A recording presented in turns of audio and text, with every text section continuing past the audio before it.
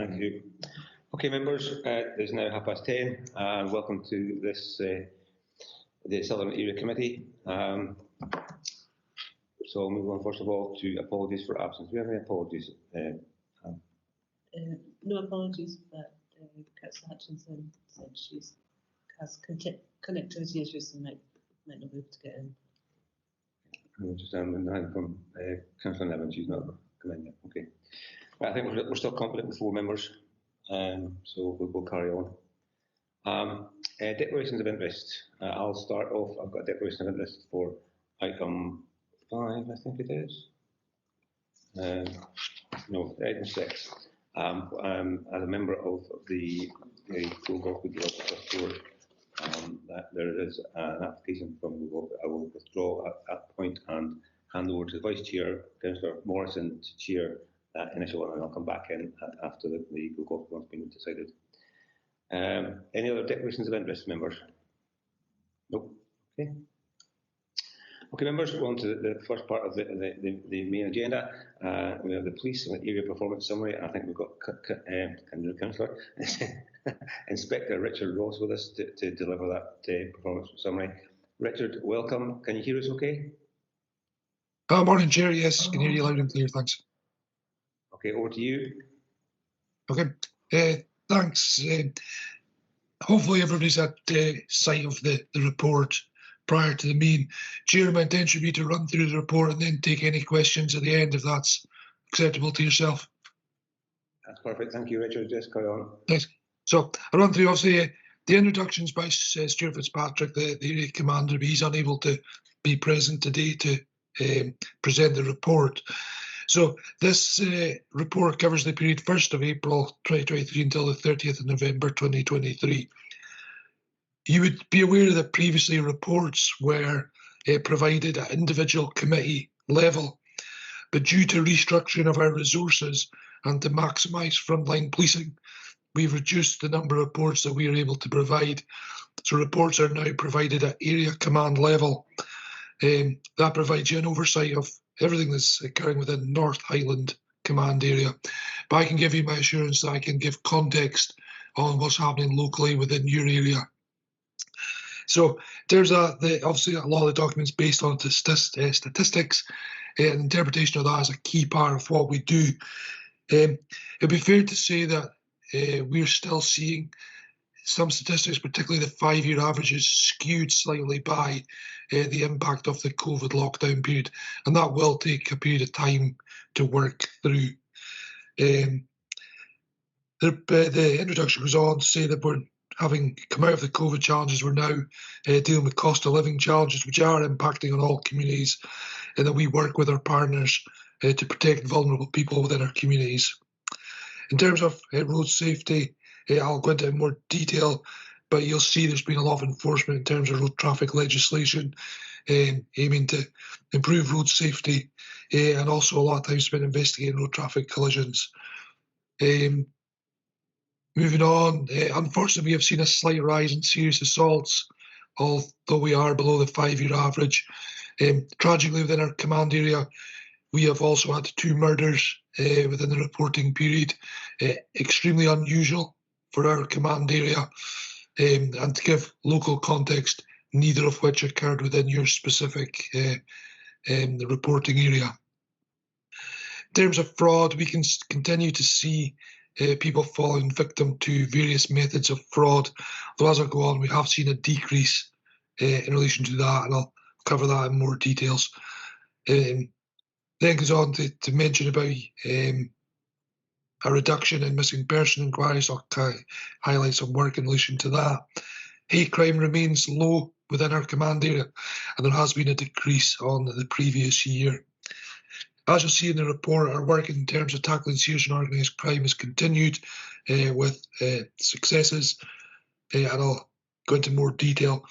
Finally, I'd like to highlight that we're also looking to implement new technology within Police Scotland to make more efficient service. Given the current budget restraints, that is not progressing as quickly as we had hoped, and the budget cuts are also having an impact negatively on our policing footprint across the board, not just in terms of our advances in technology. Moving on to local policing priorities. So these remain as road safety and road crime, antisocial behaviour, violence and disorder, acquisitive crime, protecting vulnerable people, serious and organised crime, terrorism and public order. I'll now go through each of that priorities with some more detail. So what you'll see is for each priority we have highlighted and reported our intention and our objective. I don't intend to go through each of them as I give the update. But you see from road safety and road crime, in summary, we have our detections for offences have increased in all categories, all crimes, on last year's period and also the 5-year average. That's indicative of the effort being put in to improving road safety, not only by road policing officers but also local officers. As I say, that is a result of proactive work, officers being out there detecting crime. The report goes on to document Operation Cedar. That is our response to road safety and road crime, is to challenge, educate, detect and reduce. It's primarily led by road policing colleagues who have the administration of that operation, but it is worked on by both road policing and local officers.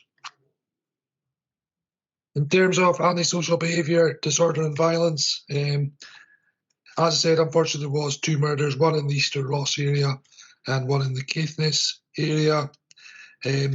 Serious assaults have gone up on last year, although they're down on the 5-year average. You see the detection rate is currently sitting at 90.5%, a high detection rate for that type of crime. In terms of possession of drugs, it's up on last year and down on the 5-year average. Common assaults are up on last year and also down on the 5-year average. And it's pleasing to see that assaults on emergency service workers are down against both recording criteria. In terms of preventive work we're doing, there's armed prevention officer role based in the division, which is funded through NHS Highland and the Highland Alcohol and Drug Partnership.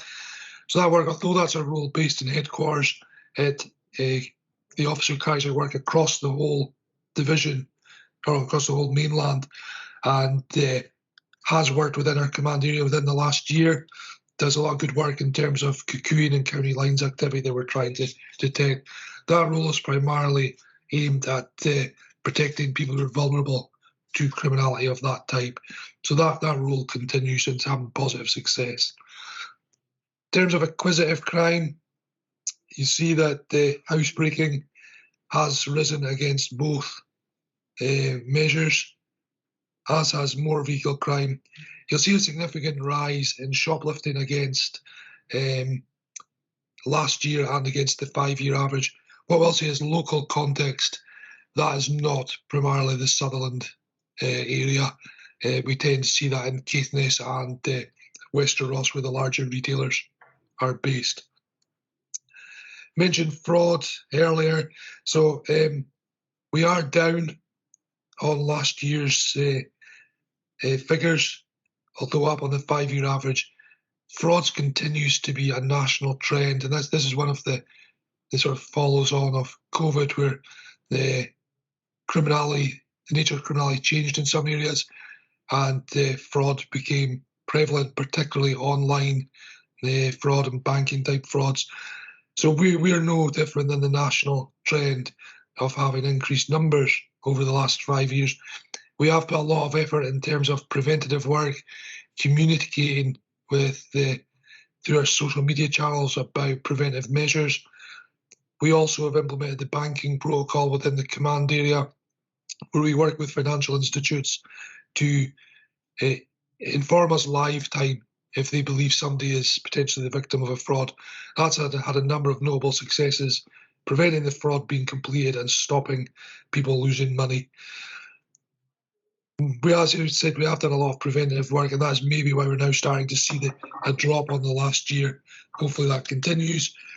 The report goes on to mention Rural Watch, and I would, if not already done, I would encourage councillors to sign up for that. It's a good way of receiving alerts as to what's occurring in the area. In terms of protecting vulnerable people, For the statistics there, domestic crime, we've seen an increase on both last year and the 5-year average.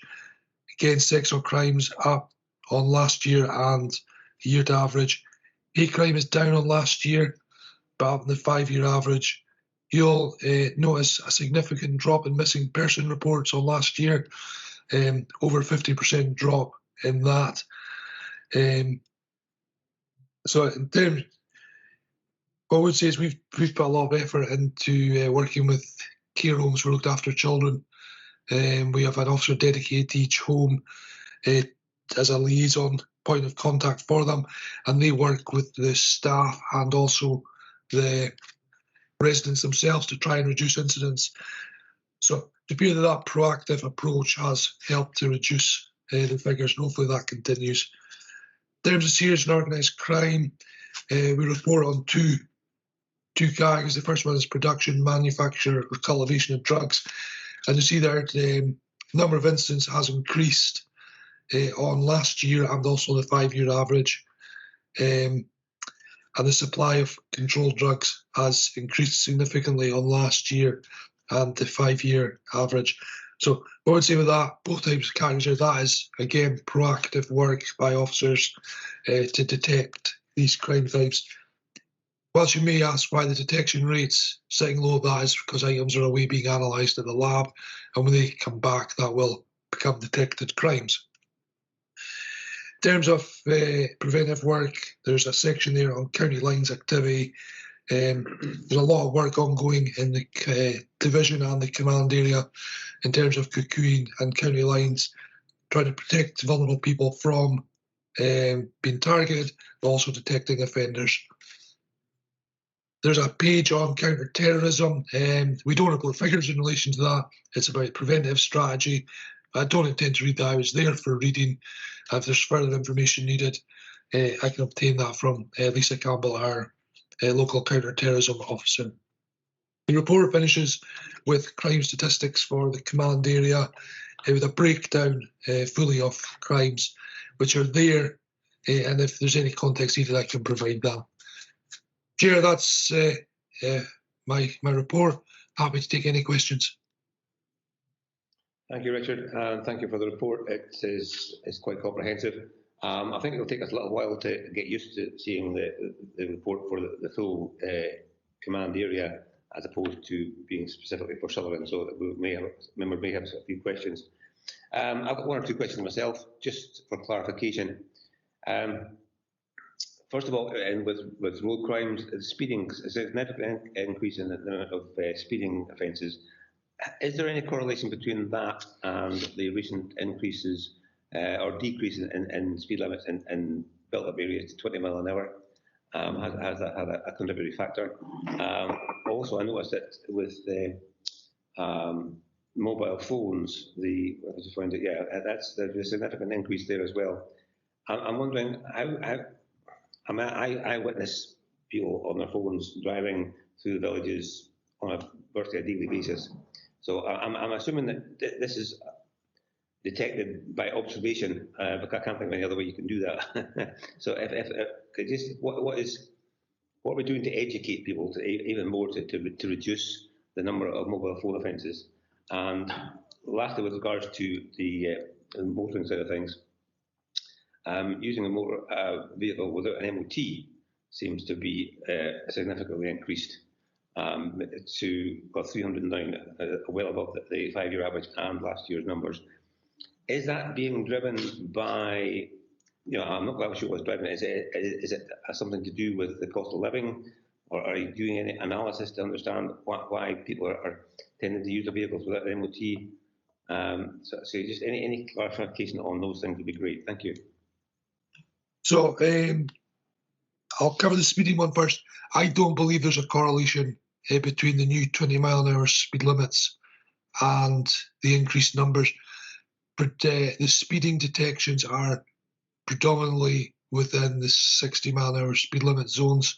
I think that, I would say that is just an indication of the proactivity, particularly by our road policing colleagues across the command area.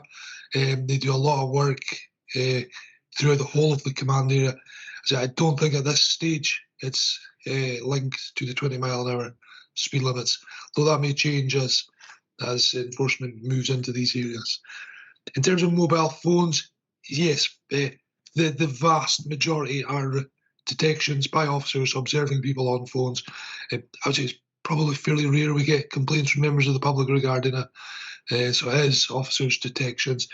We do put, education type messages out on social media. But what I'll say is I think it's fairly well known now that it's illegal to drive with your mobile phone. There is some people who are just willing to take that risk, and unfortunately our method to deal with that is enforcement action against them. And there's hefty penalties for being caught using a mobile phone. In terms of MOTs, I've got no evidence to link it to cost of living type issues.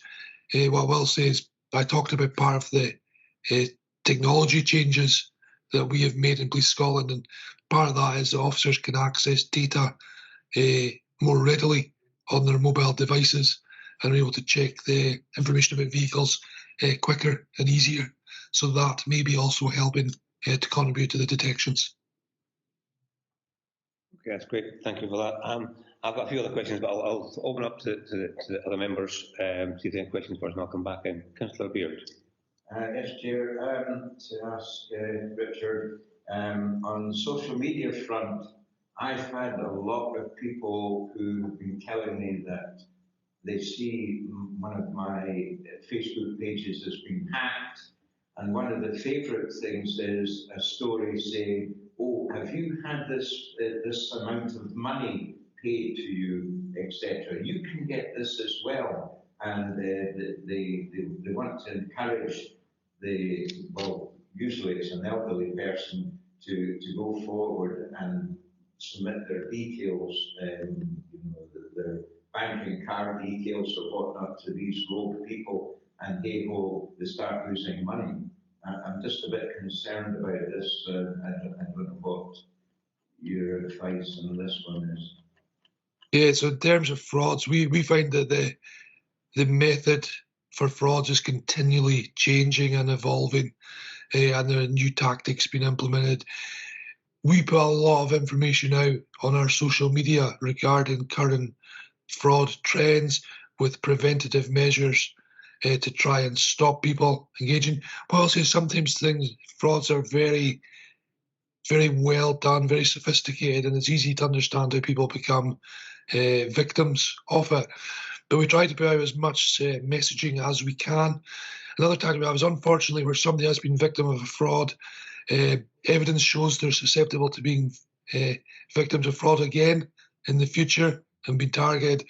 So we take a proactive approach. If somebody has been a victim, we get in contact with them direct with preventative advice to try and stop that cycle of repeat victimisation. So yeah, there is work ongoing. It's a difficult one to tackle because it's ever evolving.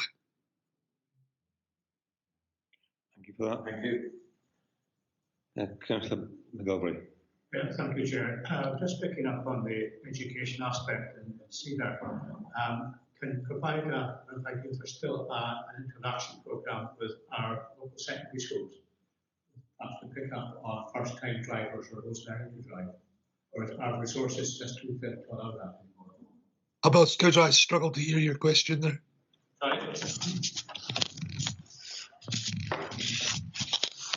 Microphone was too far away. I hope that's better. Far better. Yeah, just education. Is there still a programme of interaction with our local secondary schools to perhaps pick up on first-time drivers and those who are learning to drive? Or resources too thin to perhaps allow that anymore? Yeah. So in terms of school liaison, we still have, every school is allocated a school liaison officer who will liaise with the head teacher and identify inputs that are required. What I would say is, yeah, you've picked up on it, we have resourcing challenges and we are not able to do as much school liaison as we have previously done or may wish to do. But we have to make choices of what we do and ensure responding to calls.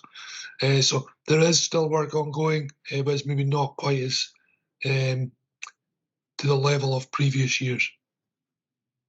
we do still have other schemes. We link in with road policing to try and get information to young drivers. It's so we are looking at other methods of it.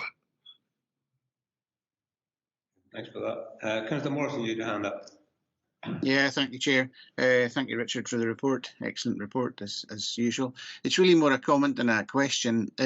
Just regarding the 3 rural stations up in my neck of the woods, Lochinver, Regeneration and Tongue, and really just to say going forward how vital they are to the service. I know there's budget cuts coming and things like that, but you know, if we lose 2 of these stations to the guys being off on holidays or whatever, it leaves only 1 in that rural area, and it's a massive area to cover. So just to thank them for the work they do and how vitally important that stations are to us up in the north and west. So thank you for the report. Yeah, about that. So obviously you'll be aware that Police Scotland has an estate strategy, and there has been announcements recently in relation to that. I'm not aware of any suggestions of the 3 stations you mentioned being included in that. That's good, thanks. Thank you. Yeah, thank you.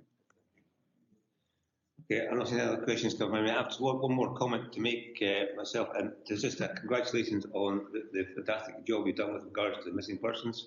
The reduction is quite significant, so whatever you're doing in terms of strategy for that, it's obviously working well. So I would definitely congratulate yourself and your officers for the efforts they're putting into that. It must make a huge difference, especially to the vulnerable people that are involved. So well done for that. Thanks, Chair. Okay, I'm not seeing any other questions come from anybody. Members, we are being asked to get back to the recommendations. Great. Premature there. Members are invited to note the progress made against objectives set within the Highland Local Policing Plan and the change of format and necessity about reduction in back office capacity to prepare additional area committee reports. Are we happy we've done that, members? Yeah. Okay. Thank you, Richard, for your attendance. Thanks, Chair. Thanks, members. Okay, Bye. Bye now.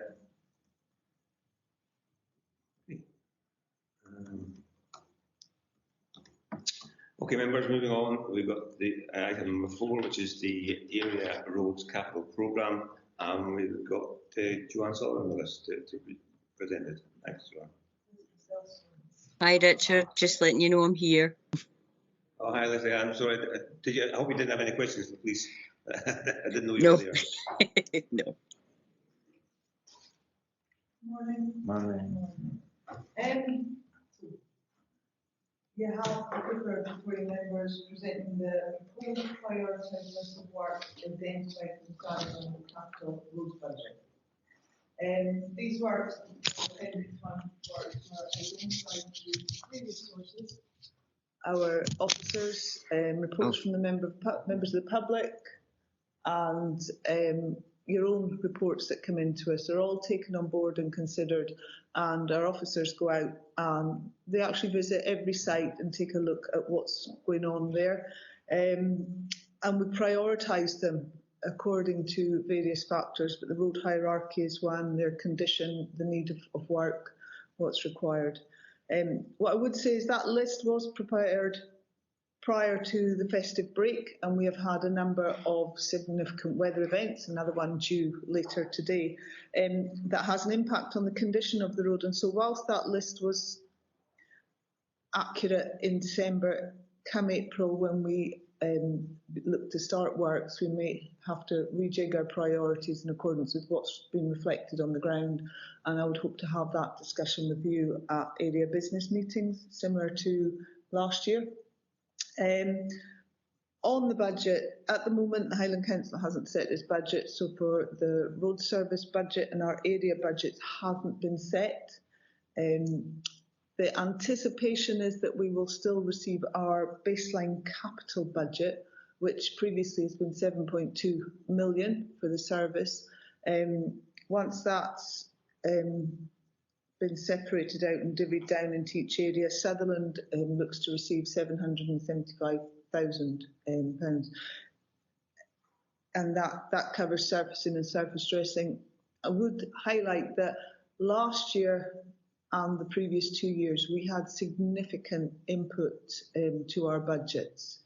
You know, it was to the tune of 20 million. You know, the 7.2 was enhanced. So there has been a huge investment in the roads over the last 3 years, but as always, we don't expect that.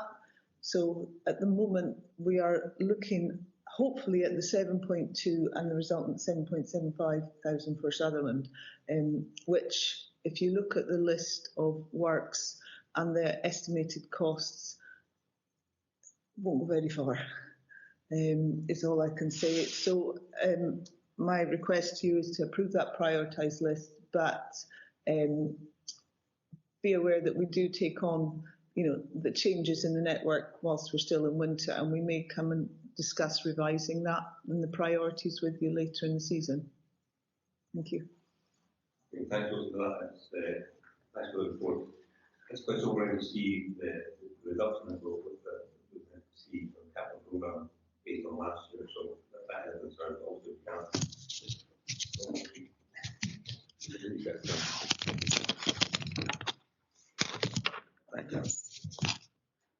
Yeah, I see.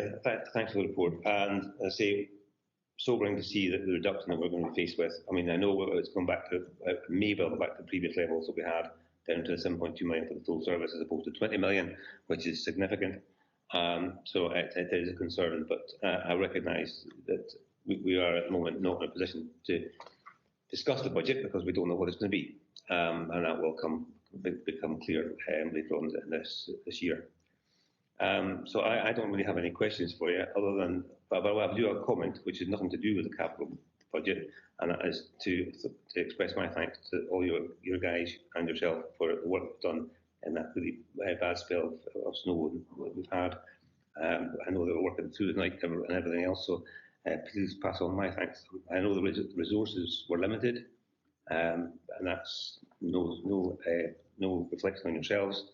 But I know everyone that's involved was working as hard as they could, so please pass that on. But yes, I mean, I'm happy to accept the budget as it stands, and definitely move the recommendations, but also open to anybody who wants any comments. Any comments, members? Get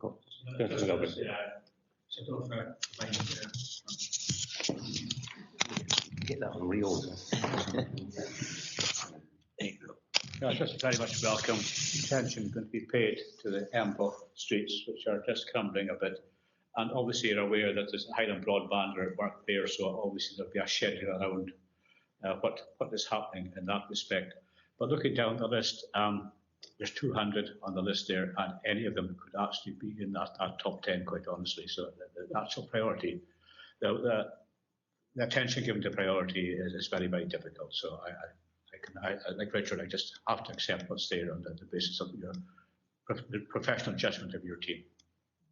Yeah, we are aware of City Fibre, and some works, well, might be high on our priority, maybe delayed while we allow those works to go in and happen. We've had to accommodate that in Caithness recently, and just adjusting our work schedule around City Fibre works and working with them in that respect.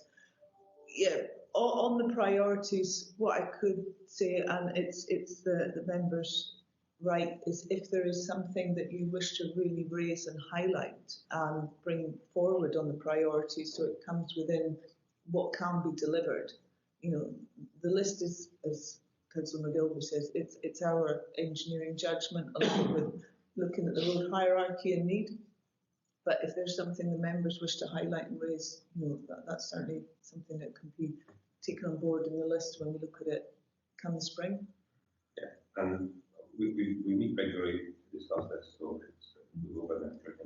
Yeah. Just one thing, in order to kind of control public expectation, when is the list public?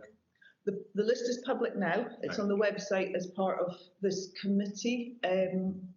In terms of managing the public expectation, what we can't do, and we've done in the past, is give an expectation of how far our money will go.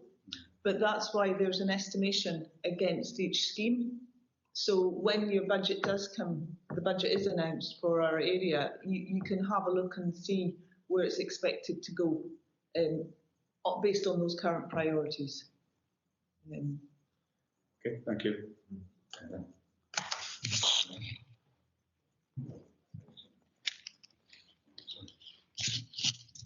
I've got one more question for you, Josie. The 20 million we had for this financial year, have we managed to use it to its best effect? Have we really benefited from that additional injection of cash into the roads for the Sutherland area? We have done our best to spend it across the county. We've spent most of it. Ideally, what we like to do is try and keep a little bit for the spring, so we've got the remainder of this financial year if there's anything really urgent. We have had to make some. Where we do what we do can be dependent on the tourist traffic. So the north and the west, we try and get out of the way early in the year, so we might not be revisiting them. However, if there are sections, and I think we might still have a couple on our list for the north. We have engaged contractors to supplement our staff, because once we come into the winter weather, that staff are doing the winter maintenance. And so, you know, if you're gritting in the morning, it's not so easy to go up to the tar plant first thing and get loaded up when you've got a lorry load of salt doing something else. So there's a balance we're striking, but we are looking at spending our budget. Okay. On the list that was, you know, made later last year. I'm just conscious that we need to make sure we do spend that money, because we know we need it, we know the work's being done. I know it's difficult with the resources you have to manage that, so I'm glad to hear you're taking contractors in to help out with that. That's good. Yeah, what I can do at the next area business meeting, or maybe closer to March, is bring last year's programme and what we've actually completed. I think that'd be really useful. The area business meeting. Beautiful, thank you. Members in the chamber, any other questions? No? All members online, Hugh, Leslie Ann, do you have any questions for Josie? Yes, sorry. I have obviously the recent snow and what have you caused a few difficulties, and I know that it was a much larger dump than anticipated. However, I've had obviously some of the constituents. Sorry, I'm getting a double echo here. I've had some of the constituents asking whether the locals can help out, so the farmers who've got tractors and things like that could use their ploughs to clear the small roads round about the village up to Marl and places like that. I don't know if that's possible. Is it? Sorry, Josie. Hi, Leslie Ann. There's a motion for coming in later on in the meeting. Oh, right, that okay. particular issue. All right, thanks. Okay. You want me to comment? No, if you're dealing with it, yeah, got some, yeah. Okay. Okay, thanks, Leslie Ann. Hugh, you got your hand up. Yeah, it's just thanks, Hugh. It's just to thank the workforce for the efforts they've done over the last couple of weeks and that, and as I say, the snow goes and the storms come, so it's ongoing. So just pass on our thanks from everybody up in this corner. Thank you very much. Thank you, and I will. And yeah, we're ready for the next amber warning tonight. Thanks from me too, Josie, but I was just asking a question. Okay, members, if nobody's got any other questions for Josie, I think we'll have a degree of recommendations. Yes. Okay. Thank you. Thank you, Josie, for coming alongside. Much appreciated. And we'll catch up on this issue later on. Do you want me to come back for that issue later on? No, it's okay. It's a motion. We've got. All right. Okay. Thank you. Okay, members. Next item on the agenda is the housing revenue account garage rents, and I believe we've got Marina Grant. There she is. Hello, Marina. Morning, all. Morning. Over to you, Marina. Thank you, Chair. Morning, members. I'm here today to present the HRA garage rent report for the financial year 24-25. Members are invited to agree a level of rent increase to apply to the garage rents and garage sites. Page 2 of the report provides members with a breakdown of the current garages and site income, the number of garages occupied, the void level and the variation of rents. Page 3 of the report tables rent options of 6.5%, 7.3% and 7.95%. Our recommendation today would be an increase of 7.95%. This would increase the garage rent for a council tenant by 60 pence per week, so £2.40 per month, and a non-council tenant by 72 pence per week, so that's £2.88 per month. We have a total of 131 garages and sites as detailed in section 5.1 of the report. The 7.95 recommendation would provide an annual increase of £2,260, as shown in section 6 of the report. Members will be aware of the pressures on the HRA, the significant rise in material costs and fuel costs, which is why we are recommending a higher level, though members can decide on any percentage that they wish. Happy to take questions. Thank you for that, Marina. I have a proposal to make, but I'm happy to throw it open to the floor first of all. If any questions for anybody? I must admit, my first reaction was cost of living crisis, keep rises to minimum. If against that, council tax has been frozen, I would assume, and therefore we have to look at providing funding to maintain the service as best we can. So I'm kind of a bit in the middle at the moment, so I'm interested to hear what other people say. Okay, thank you. Any other members on the line, any comments? Okay, well, if anybody else wants to speak, I'll speak instead, fill that gap. I looked at the figures here, and while we're looking at 7.95% as a recommendation from the officers, my thinking is, last year we gave a very small increase in recognition of the cost of living increase, and as a result, there's been limited resources into the garages and the garage sites. So my proposal is that we increase by 10%. Now that sounds like a big increase, and it's above inflation.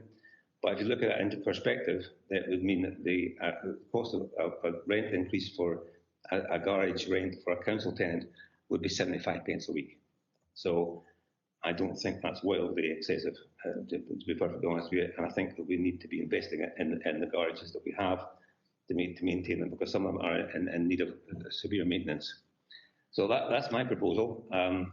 I'm hopefully looking for a seconder, but I'm happy to withdraw if there's no seconder. But that's my thinking. That 10% increase would be right and proper, and that would still not bring us up to the Highland average, because we are well below Highland average at the moment. So if any members are willing to second it, I would propose it be increased by 10% as opposed to the 7.95 recommendation. Chair, I'll second it. Oh, that's fine. Thank you, members. Much appreciated. Is anybody else otherwise minded? No. No. Okay, thank you. Okay, members. So the recommendation is that we increase the garage rents by 10% for Sutherland area. Okay. Any other comments? All right, Marina, thank you very much. That's what the committee has decided. But thank you very much for the report and for your time today, and much appreciated. Thank you, Chair, and stay safe, everybody, this afternoon with this horrible weather coming in. See you all soon. Yes. Bye-bye. Okay, Bye. thank you. Bye. Bye. Bye-bye. Bye, thanks. Okay, members, moving on to item 6, the Community Regeneration Fund Assessment of Applications. Now, I've declared an interest in this item as a member of the Go Golspie board. So I'm hoping that, I think we've got Fiona and Paula here. It's just Paula. I'm seeing Paula. Hi, Paula. Paula, would you mind if we took the Go Golspie application first, and I'll withdraw, and Councillor Morrison will chair that application, and I'll come back in when Go Golspie has been decided? Yeah, okay, no bother. Yeah, I'll do my introduction, and then, yeah, I'll start going through the applications, but I'll start off with the Go Golspie one first. So. Okay, well, I'd like to do the introduction first, and then I'll withdraw, and I'll come back in after Go Golspie one. Great. Okay, thank you. Good morning, everybody.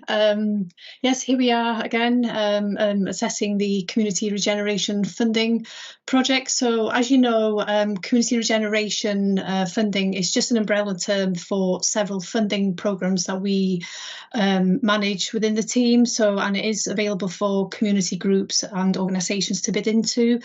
We get annual allocations, and yes, a devolved allocation is devolved to all the committee areas.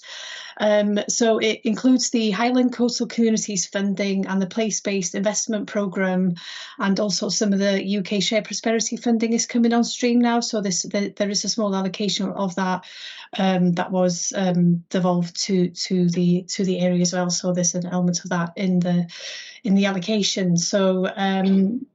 So area committees, as I said, are awarded an annual allocation, and members make a decision on which projects should receive funding. So within Sutherland, the allocation we are considering today is the 23-24 allocation, and there is 715,561.61 pence available for distribution. So because of the different funding programmes that we manage, some of this is a mix of capital and revenue funding.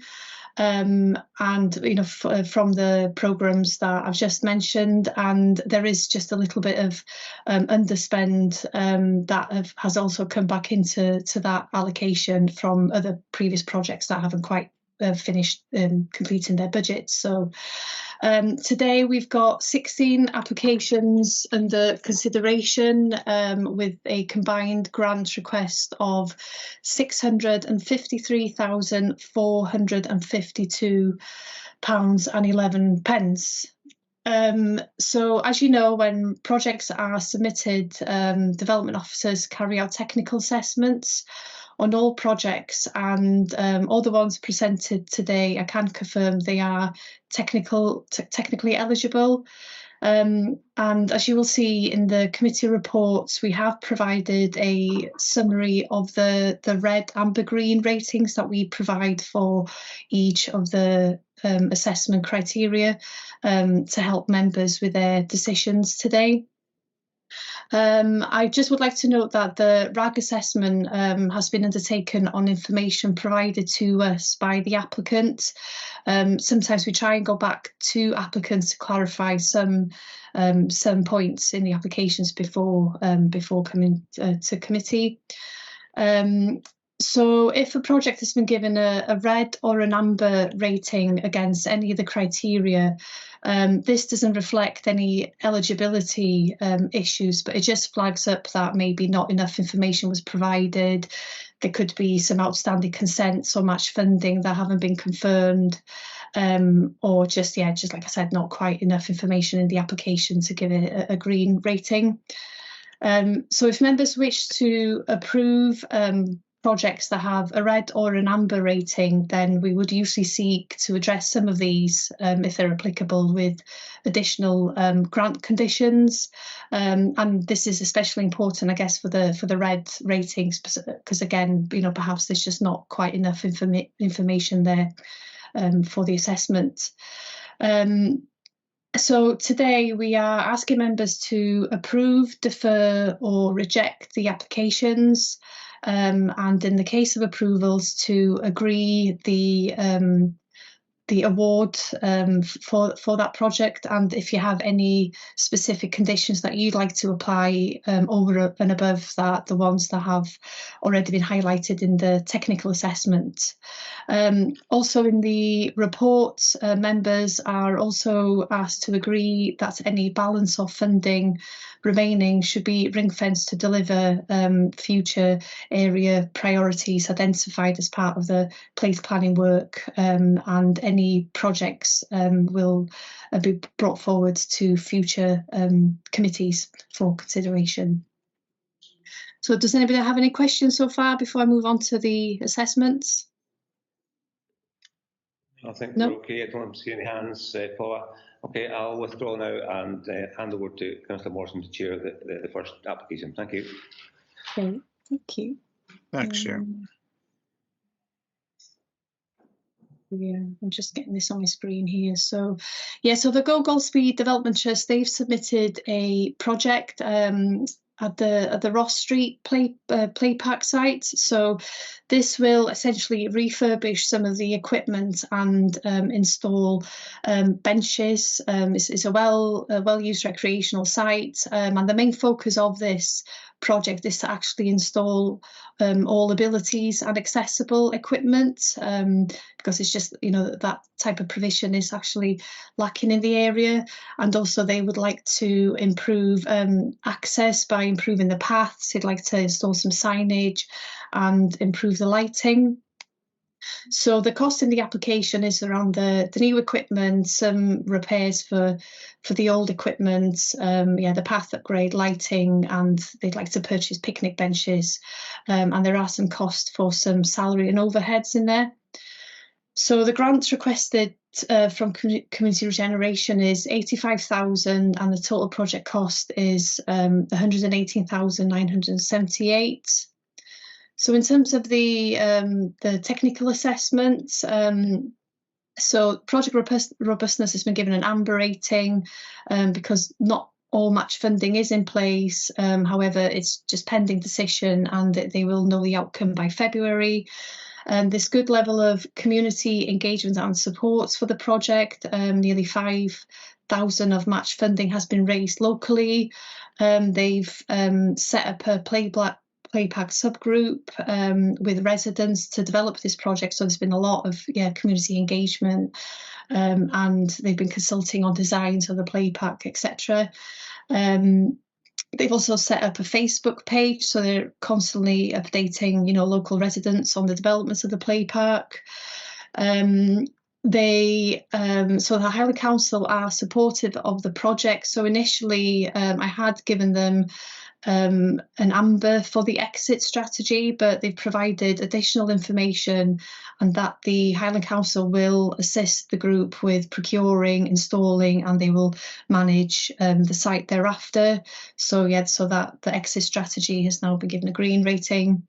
The application costs are based on recent quotations. So again, it is really well developed. They've chosen a supplier. So once the match funding is confirmed, they're good to go.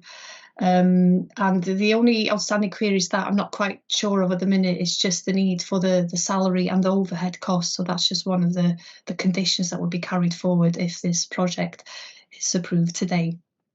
Thank you. Any questions? Thank you, Paula. Members, if there's no further questions, can we make a decision on whether to grant this this application or not? Please. Yes, happy. Yeah. Okay. Yeah. I can't hear. Good with me, Hugh. Right. Yes. Hi, Hugh. Jim and I are happy.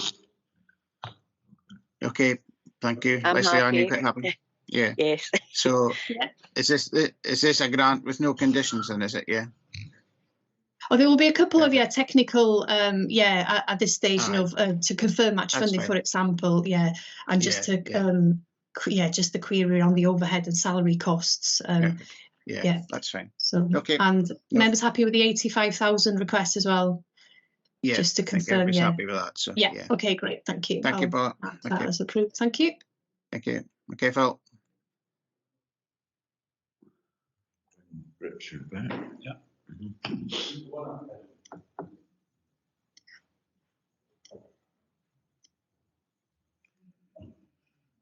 Thank you. Okay, Chair.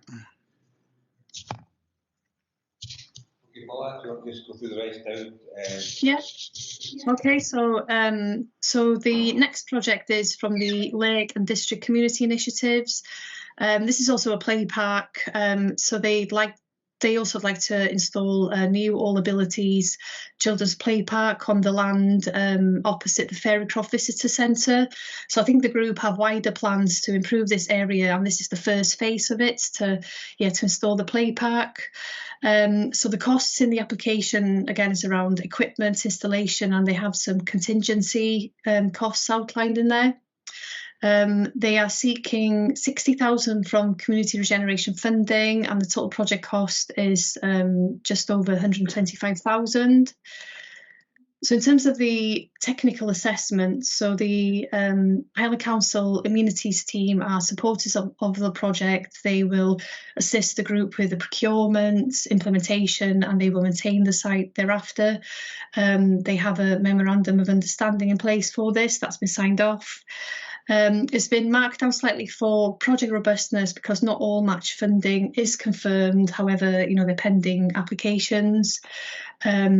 So 40,000 is still need to be secured. So yeah, once this is in place, they're good to start. There's been a good level of community consultation on this. Local children have, provided support, letters of support, and there's evidence, of engagements with the application. So they've received quotations. They've selected a preferred contractor, and yeah. So in terms of the contingency, I guess they put that in just in case. By the time if this project is approved and they want to install the play park, just in case costs will go up. However, if costs come back and it's the same as the quotes that they've been provided, then the contingency is not likely to be required anyway. So it was marked now slightly on environmental sustainability, just not sure what type of materials that they're using, so that's why that was marked down slightly. So any questions? So Paula, members, any questions? No. Not seeing any hands online. Okay. I don't have any questions. It seems like a good project. It seems well presented, so are we happy to approve? Yeah. Agreed. Paula. Okay, so that's approved Thank at you. 60,000. So the next project is an application from the Goldsby Golf Club. So last year they carried out a report. So basically they're having issues with management of the site, and they'd like to install a reliable water source, I guess, to maintain the golf course. So they did this study last year, and findings of the report is recommending that they should have a groundwater abstraction system, so a borehole, I think, has been recommended in the report.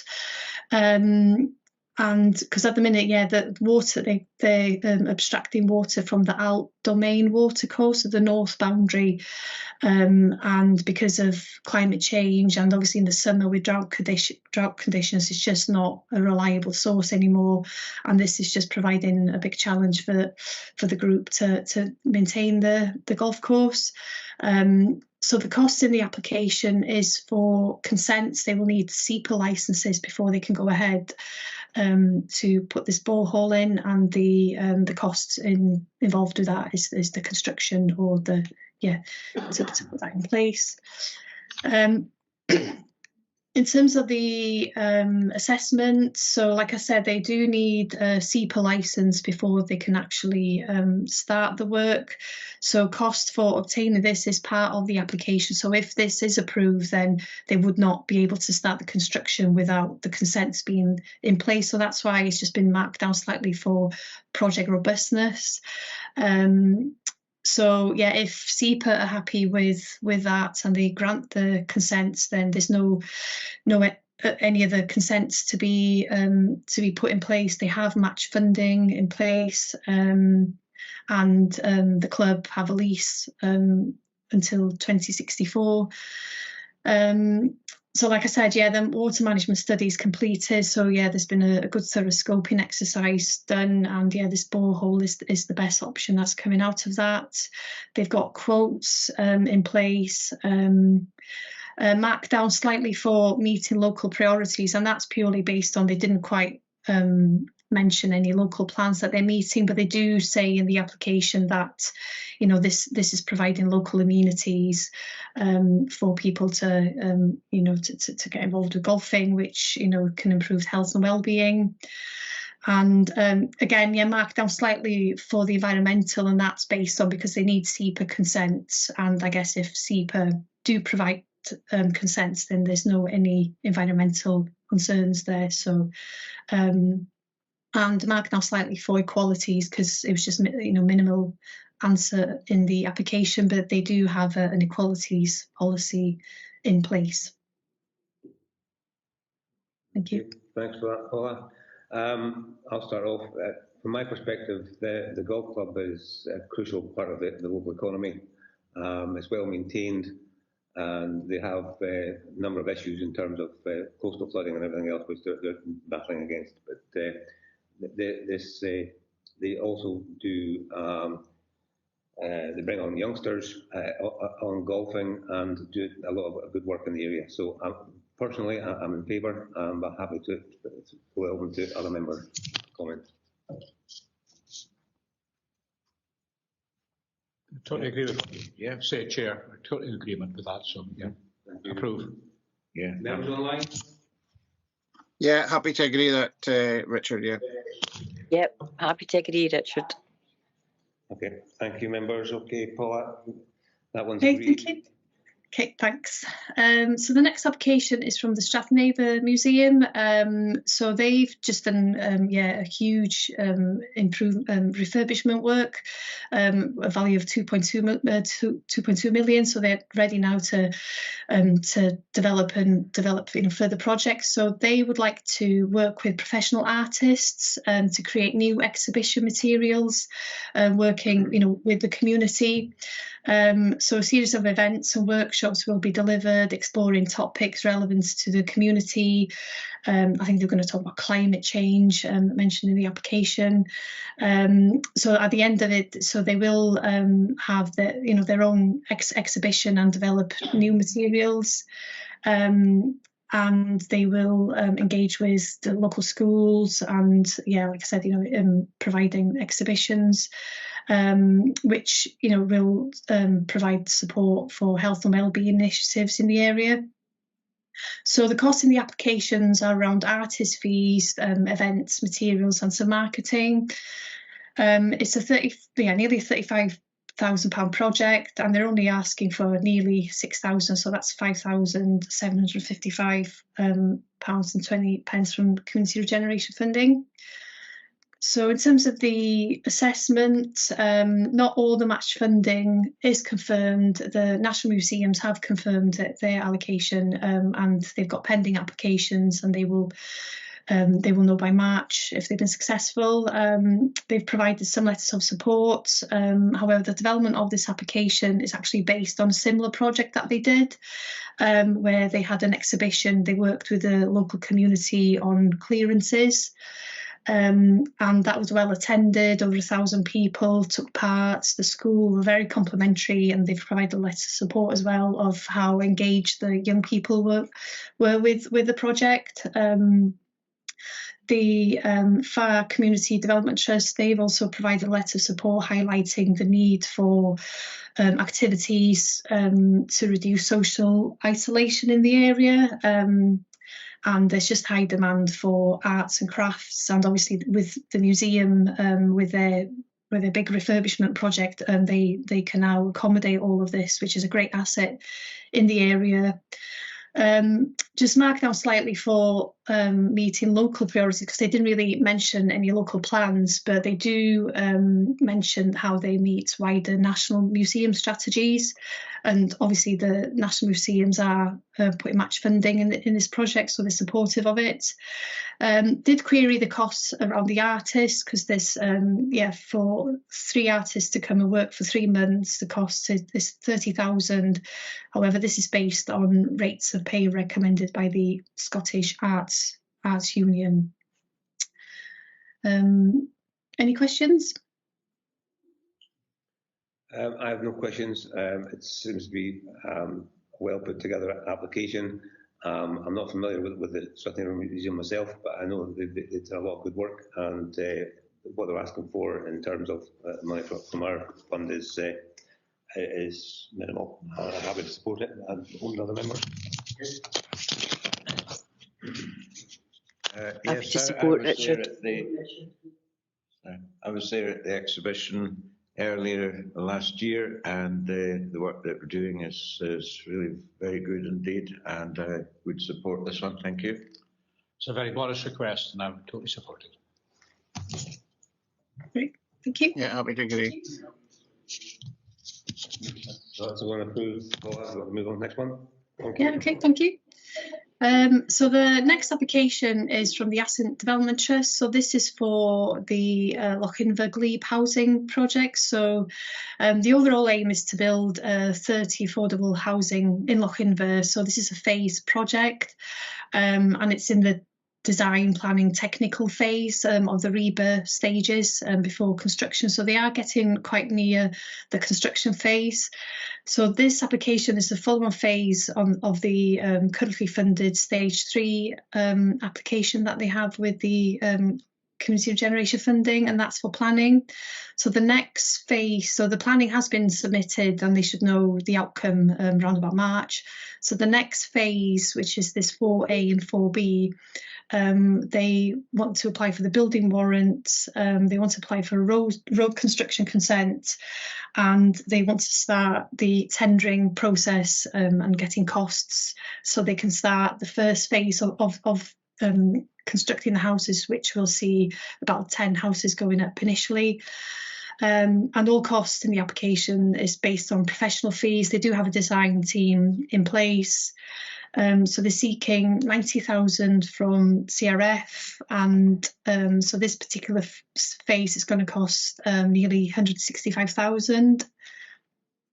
And in terms of the technical assessment, so yeah, marked down for project robustness because not all match funding is confirmed. They are taking exploring options if they can take out a loan for the next phase.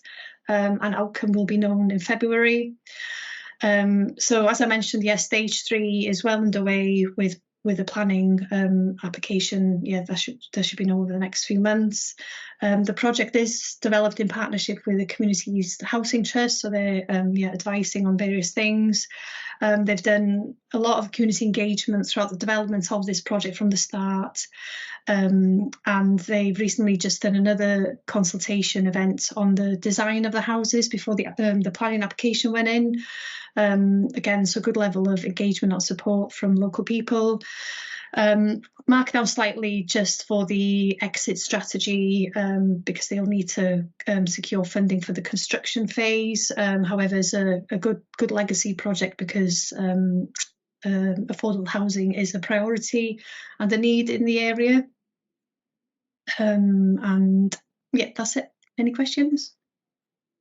Thanks, Paula. I think it's a very ambitious project. I think the Asset Trust have been done really well to put it to this level. I'm supportive of it.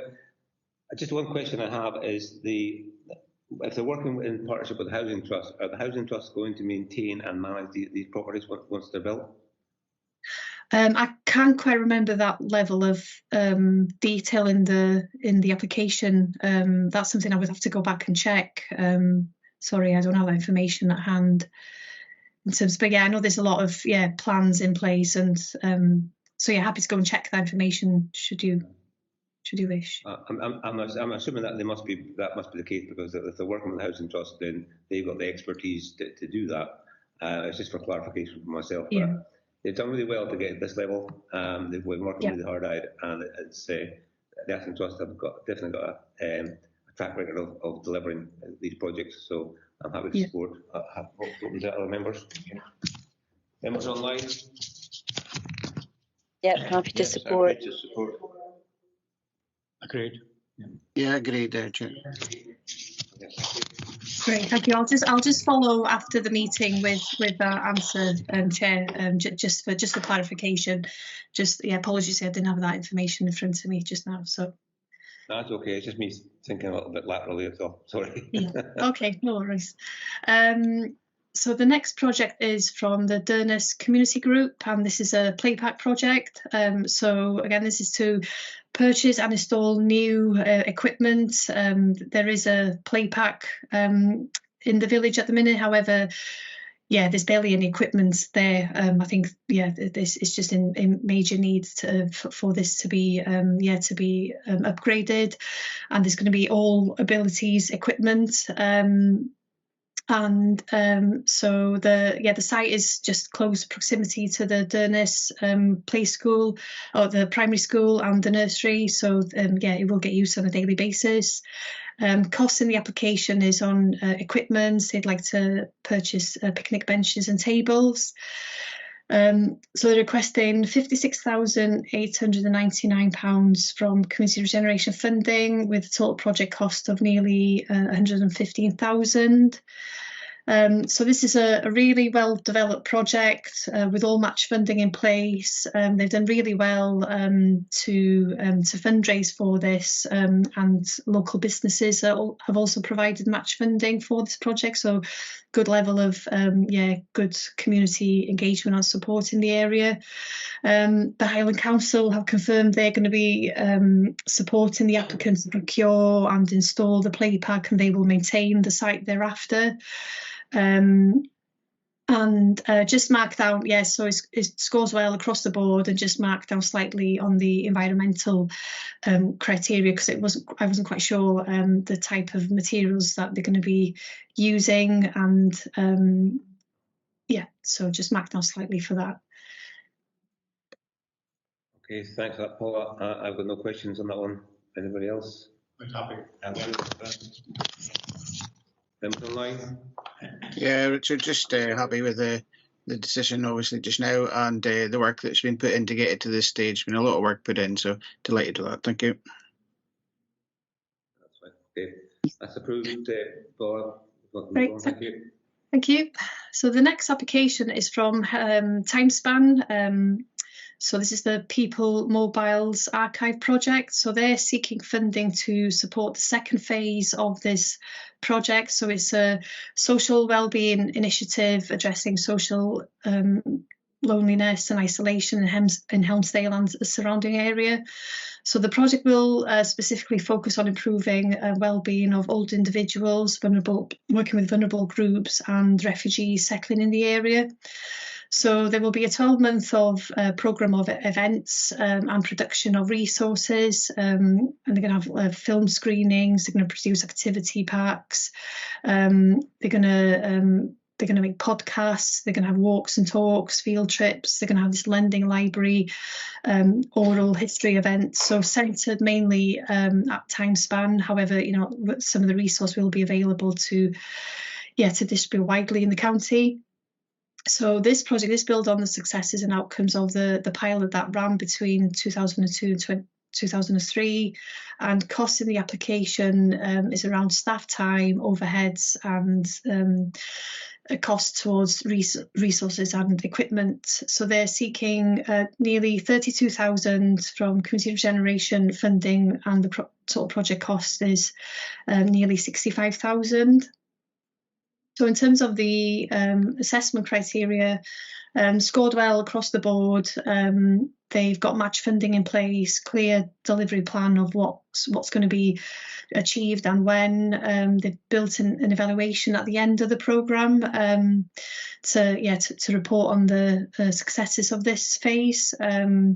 And costs in the application are detailed and well planned out, and again what resources and is going to be delivered. They've had good positive feedback on the pilot project that was done. So the Sutherland Communities and Families Action Plan makes reference to the pilot as an exemplar initiative and as a case study in the Highland Council Pathfinder project. They just marked down slightly for exit strategy, because if this project is successful, then they will rely on future grant funding to run this project again. So like I said, they've got good community engagement and support. They've got 11 letters of support, and the good evidence base provided in the evaluation report that was provided, with a lot of detail on the number of people attended, the pilots, etc. And they've built in the outcomes of that into the next phase of the project. So any questions? Thanks for that, Paula. I have no questions. Just I know the Timespan team deliver. They've done a tremendous job over the years. So I'll have his support. Members? Yes, great. Online? Great.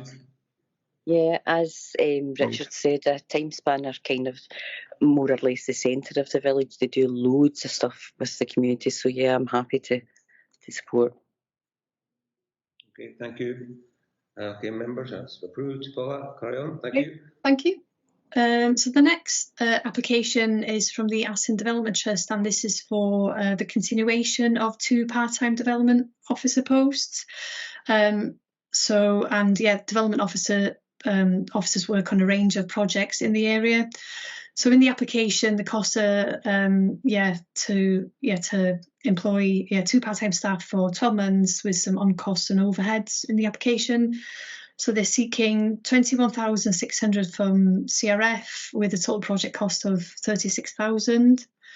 In terms of the assessment, match funding has not been confirmed. I think, they were expected to find out at the end of December, but I don't have an update for committees today if they have been successful. In terms of engagement and support, just lack of information really. So they've provided 1 letter of support in the application, and they make reference to a consultation in 2018 for a need to set up a development officer. Development trust, but there was no evidence provided with the application. So in terms of the exit strategy, the posts are likely needing continuation funding after 12 months, and just minimal answer for equalities and environmental considerations. They do make reference to several local plans, how the work of the trust meets local priorities. Without development officers in post, then projects cannot be developed and realised. So happy to take any questions. Okay, thank you, Paula. I mean, to me, this is continuity funding, and it is vital that we support this type of application. Without the people to lead the many projects that they've got in place, then the projects just wouldn't succeed. So if we support things like the housing project, then we have to support the continuity funding to make sure that people are in place to deliver. So I'm happy to approve, but open to other members. Agreed. Members online? Yeah, agreed, Chair. Agreed. Thank you. Chair, sorry folks to interrupt. Chair, I have to depart now, I'm afraid, so apologies for my early disappearance, but I have to go now. Okay. Thank you. Okay, thank you. Thanks. Members, we are still co-rate, so we can continue. Thank you, Chair. Thank you. Thanks. So the next application is from the Brora Development Trust, and this is also continuation funding for the development officer. So it's a full-time post for, and they so the post going forward will have additional line management responsibilities. The trust have a work plan in place, and they're working on implementing this plan. And again, they need a development officer in post to plan and coordinate these local projects. So the cost in the application is for salary for 12 months with on cost and some organisational overheads. They're seeking 29,163 from community regeneration funding with a total project cost of 48,163. In terms of the assessment, so match funding is not all in place, pending decision, and they hope to find out in February. Like I mentioned, the development officer will have additional line management responsibilities, and that's factored in the salary cost for this application. And the post has been benchmarked against similar roles in the area. So in terms of so at the minute the development officer she works from home. However, because the trust is expanding, they're expanding the team. They're going to be working on a youth project where they're going to have youth workers working for the trust, and they're going to have a base at the Brora Library, so that's why there's now additional overhead costs in the application, because they're now going to have an office space. Initially, the engagement on support was marked down slightly. However, that the criteria has now been changed to a green. Initially, we didn't have copies of letters of support. However, they've now provided copies of letters of support to support the statements in the application. Marked down slightly for exit strategy because they will rely on continuation funding after 12 months. And that's it really. Thank you. Thanks, Paula. Again, continuity funding vital to keep these organisations going. Again, the Broad Development Trust has delivered on a number of projects, and the expertise of the development officer is crucial to maintaining that. They've got a number of ambitious things going on, especially working with youngsters. I think the students should be encouraged, so I'm happy to support. Members? Agreed. Yes, agreed. Agreed. Agreed. Thank you. Okay, that's approved, Paula. Great, thank you. So the next application is from Broad Development Trust again. So this is for the Visitor Information Points Officer. And this is a continuation funding for the Visitor Information Officer role. At the minute, the post is part-time and they are managing the Visitor Information Points in the village. However, this post will expand to include further duties. They're going to be working on more delivery of the organisational plan going forward and getting involved with different initiatives. And the cost in the application is salary with on costs and with some organisational overheads. So they're seeking £20,250 from CRF, and the total project cost is £33,750.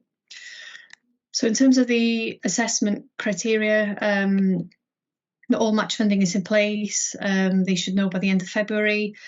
A new job description has been provided with the application to outline the additional duties, because like I said, it's gone from a part-time to a full-time post. They've provided some evidence of engagement or support in the application. They've set up a tourism subcommittee, for example, working with a group of people taking some tourism initiative forward in the area. But just marked down slightly because no letters of support was provided with the application. Although, they mentioned that the post will generate new income for the trust. There was no business plan or income projection provided with the application, and there was just no information on the successes of the visitor information post so far in terms of statistics. They've set up a website, for example. There's no information in terms of the level of engagement and how many tourists they've managed to engage with throughout the project. But this project will be coming to an end over the next couple of months. So I guess they will have better data available in terms of the successes of the year one funding of that project. Just minimal answer for the equalities, but they have provided an equalities policy with the application. Thank you. Thanks, Paula. Again, I'm happy to support, but I really would like to see going forward evidence of what the benefits of having this officer in place. As you said, if you've been asking for that information, then certainly for future applications, I'd certainly want to see evidence to support the continuation of the post, because it's vital that they're not there just making up numbers. But tourism is a growing industry, as we know, and if they do this, and they're looking at expansion of the income generation activities for the Discover Brora project, all that's good. But again, we need to see evidence going forward. But happy to approve this particular application. I'll see what other members think. Ms. Leanne? Yep, sounds good to me. Okay, thanks, Paula. Great. Thank you. The next application is from the Asset Development Trust. So this is for to create a new post as an admin, an admin officer role to support the trust. yeah, it's at the minute, yeah, that they just don't have administrative support for the organisation. So this part-time post will relieve pressures on the development officer going forward, so they can just focus on delivering projects. So this post, they're going to have a look at the governance. They're going to do some financial management, communication.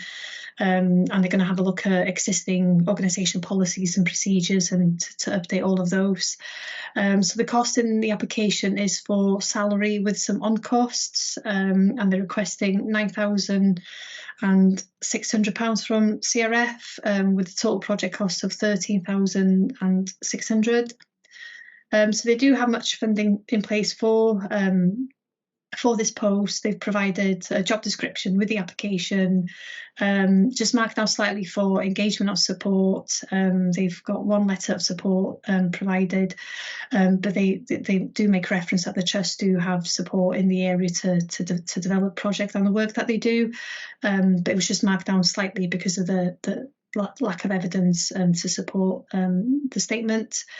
Marked down slightly for exit strategy because they'll need continuation funding for the post thereafter, and just minimal answer for equalities and environmental considerations in the application. Yeah, I have no questions, members. Just a continue. Yeah. Continuation, Chair, so what is that? What is your question? Leslie Ann? Yep, again, no progressions. That's good.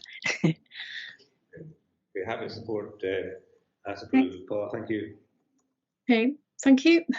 So the next application is from Dornoch Heritage SCIO. So this is the History Links Heritage Hub community programme. So this is to, so they've developed a community programme, and this is to employ an officer to implement this programme. So this community programme is going to have events and opportunities for people to come at the centre to use it as a community hub, and they have a programme of work works in preparation for this. So they're going to have storytelling, they're going to have recordings, music, just to promote local heritage in the area. They're going to have workshops, they're going to have arts and crafts and exhibitions, etc. So the cost in the application is for an officer with some on costs and some events and workshop costs in the application, and they hope to train some volunteer to support the work going forward. And also they have some equipment costs in there, and they built in a project evaluation at the end of the work. They're seeking nearly 19,000 from community regeneration funding, with a total project cost of 28,155. So in terms of project robustness, so the extension that they're currently building is not quite complete yet, but it is on course to be completed by March, which this is when they're hoping to start recruiting for the post. So that project is going well. It's unclear if match funding is in place in the application or if it's pending decision. So again, marked down slightly for project robustness. And marked down slightly for exit strategy, as they will need to secure future funding to continue the post, and just marked slightly for meeting local plans, which is minimal answer in the application. Happy to take any questions. I've got no questions, members. No. The extension is coming up very well. Already do a lot of good work with the local school. I think that will continue also, so I'm very much supportive. Thanks for that. Leslie Ann? I keep trying to think. Sorry, no questions. Okay, thanks. Okay, we're happy to approve that, Paula. Thank you. Right, thank you. So the next project is from the Assynt Development Trust, and this is to develop the play park at the Main Street green space at the centre of the village. They'd like to replace the equipment and just make it a better area for local people to enjoy, and they'd like to install all abilities equipment. So they are seeking 50,000 from community regeneration with a total project cost of 100,000. In terms of the assessment, so project robustness was marked down to red for this application. Although in the application they do say that they're seeking 50,000 from community regeneration funding with a total project cost of 100,000, the costs in the application are just not quite clear. They provided one quote with the application and it was costed at 188,000 for play equipment, and then there was a note also with the application with a total project cost of 120,000. So there's no clear plan of how they're going to secure match funding, who they're going to apply to, and yes, some are not going to be applied, or they're hoping to get match funding in place by October this year. They did mention that if they're only successful with community regeneration funding, that they will try and purchase the equipment with the funding available from community regeneration funding if they don't get much funding. So so in terms of value for money, that was marked down slightly for that reason, because they would get better value for money and better costs from the contractor if they have a well costed and well costed plan going forward. So the costs are just not clear of what they would like to install, and in terms of the match funding, how they're going to obtain that, and it's not going to be in place until later on in the year. It's not quite clear the level of support from the Highland Council at this stage. They have provided a letter to say that they're happy to maintain the site, but it's just not clear at this stage the level of support. If they're going to help them procure the site, the Highland Council mentioned that the safety checks need to be carried out, and that the design and the equipment needs to be approved. Again, this is not going to be in place until later on in the year. So it just sounds like this project is just in its early stages, with a bit more development required. So at the minute, the Highland Council own the site, and again, because it's just not clear the level of support from the Highland Council if the applicant is going to take ownership of the site. So if that's the case, then a lease may need to be agreed. So in terms of community and engagements, they have done a survey that was carried out in September. They've got some letters of support from the Community Council.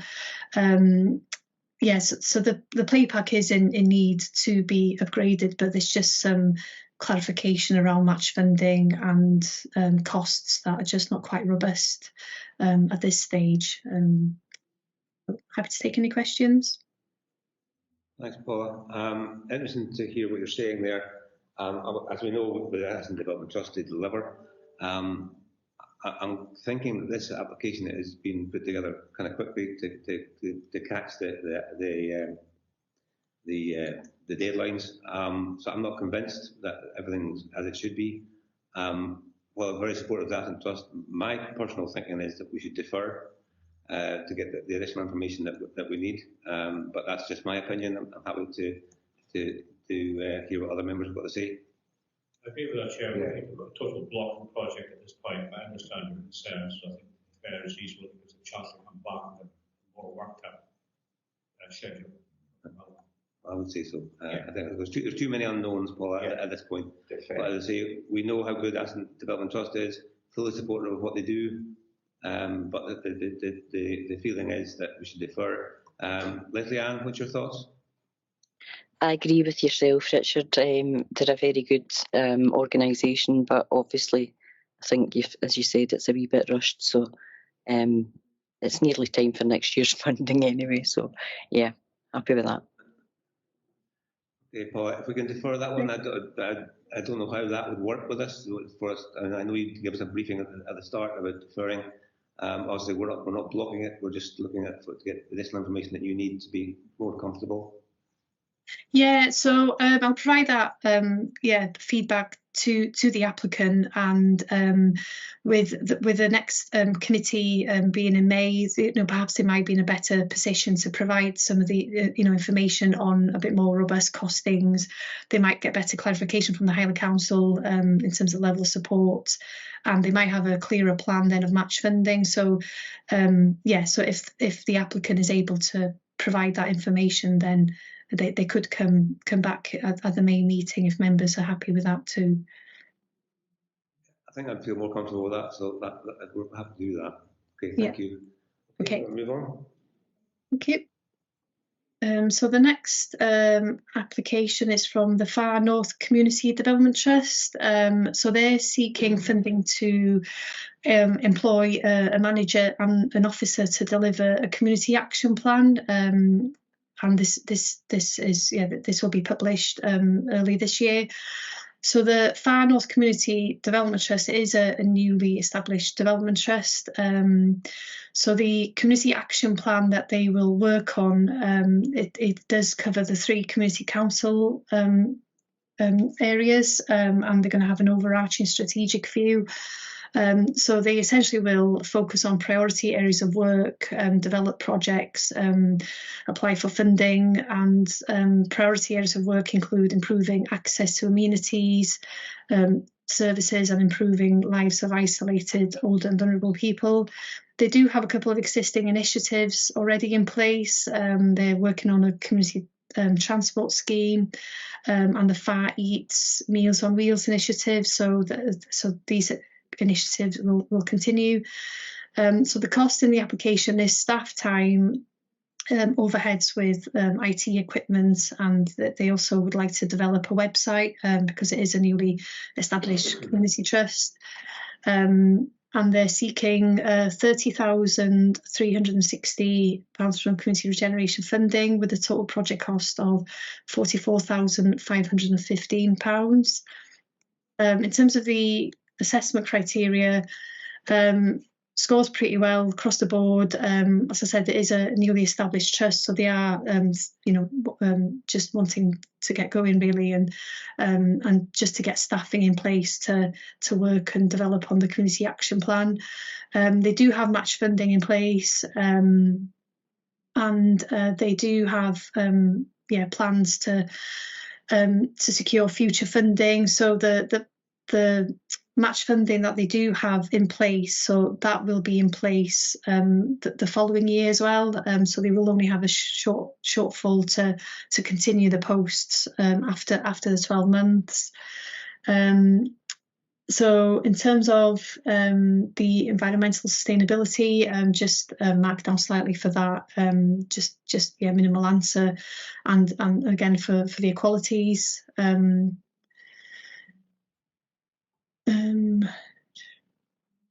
So in terms of letters of support, the engagement of support was just marked down slightly because the copy of the community action plan was not available, and it would have been advantageous to see the level of community engagement and support they've done to develop the community action plans.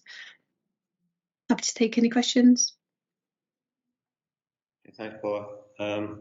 It's a new organisation, but it has to have an experienced development manager in place, which is helpful.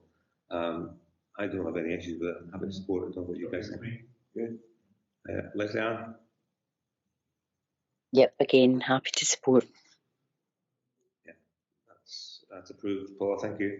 Great, thank you.